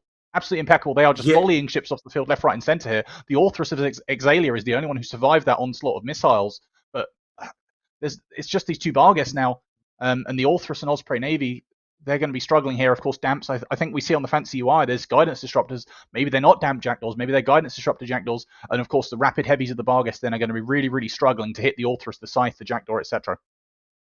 Yeah, we saw that from, again, the very beginning of the match. Barghest normally would be able to hit out 100 kilometers, and that's why we saw that initially the Scimitar of Laserhawks went down in the first 30 seconds of the match, but these were guidance disruption Jackdaws, and I mean, those 10 points between those 2 Jackdaws have been absolutely critical. We see that the Barghest of Karl and Adonis are still being guidance disrupted now that we're at 740 and both clips have reloaded for each team. We can see the attack bar for Laserhawk still not there, still not able to apply any damage. The Barghest of Karl not having any logistics to rep him. I mean, he's going to go down between the continual damage of this Claymore and Yokon, who will have just gotten off reload. Karl and Adonis are trying to go for the Scythe. They'll break the Scythe, but I mean, man, they are going to kill the Scythe, but it's not going to be enough. They're going to lose the Barghest here, and this is going to be the end of the road for Laserhawks. From this point, I just don't see how they do it. Each team has a Barghest, but they're just so cut down on what they've got left on the field here in the rest of their comp. They've got an Orthrus who's limping in 40% hull. They've got an Osprey Navy and a Jackdaw. There's just no way they win based on what's left here. I mean, both these teams, they've put up an excellent show throughout the day, but unfortunately, of course, only one of them go to Alliance Tournament 18, and it's looking at this point like Odin's Call will be advancing to the tournament after an arduous, difficult testing run, and Laserhawks will unfortunately be sitting at home and waiting for a chance to participate next year. But I have to ask, going all the way back to the pre-feeders show, when we sort of ranked them on the tier list. I think we asked the question, why did Odin's, this is a storied team that gets far, they won prize ships last year, why did they not buy in? And, was all this stress really worth it? Oh, I mean, absolutely not. I mean, imagine that, you get knocked out right in from your main bracket. You have to go in through the second challenge bracket, and you have a nail biting, best out of 3, where essentially the reason you go on is because you pick the right mid slots in your Jackdaws against Laserhawks. The Barghest of Adonis is going down into Hull. He's going to drop shortly. Colonel Kurt's Elite Pixels and Yokon are continuing to apply damages as I see those missiles go across the field. Even the Caracal on top of him at 0. Adonis drops, and that's the last of the main core ships, except for the Orthrus and the Osprey Navy remaining. Hats off to Odin's Call. They definitely showed why they deserve to be in this event. They did well last year. We thought they were a little bit of a one trick, but they've gone through an absolute hell grueling match to be here. So well played. Yeah, of course, props to all the teams that took part, but also special mention to Laserhawks as well, to come all this way, to fight so hard, to get so far, one match away from entering the Alliance tournament in, I believe, the most sort of, the most arduous and grueling feeders tournament we've had so far. But that's going to be it from us. Odin's Call are going to take this victory 2-1. They come back from behind to push Laserhawks out, advance themselves into Alliance Tournament 18. I've been the Basilisk. He's been Moderator. Thank you so much for watching.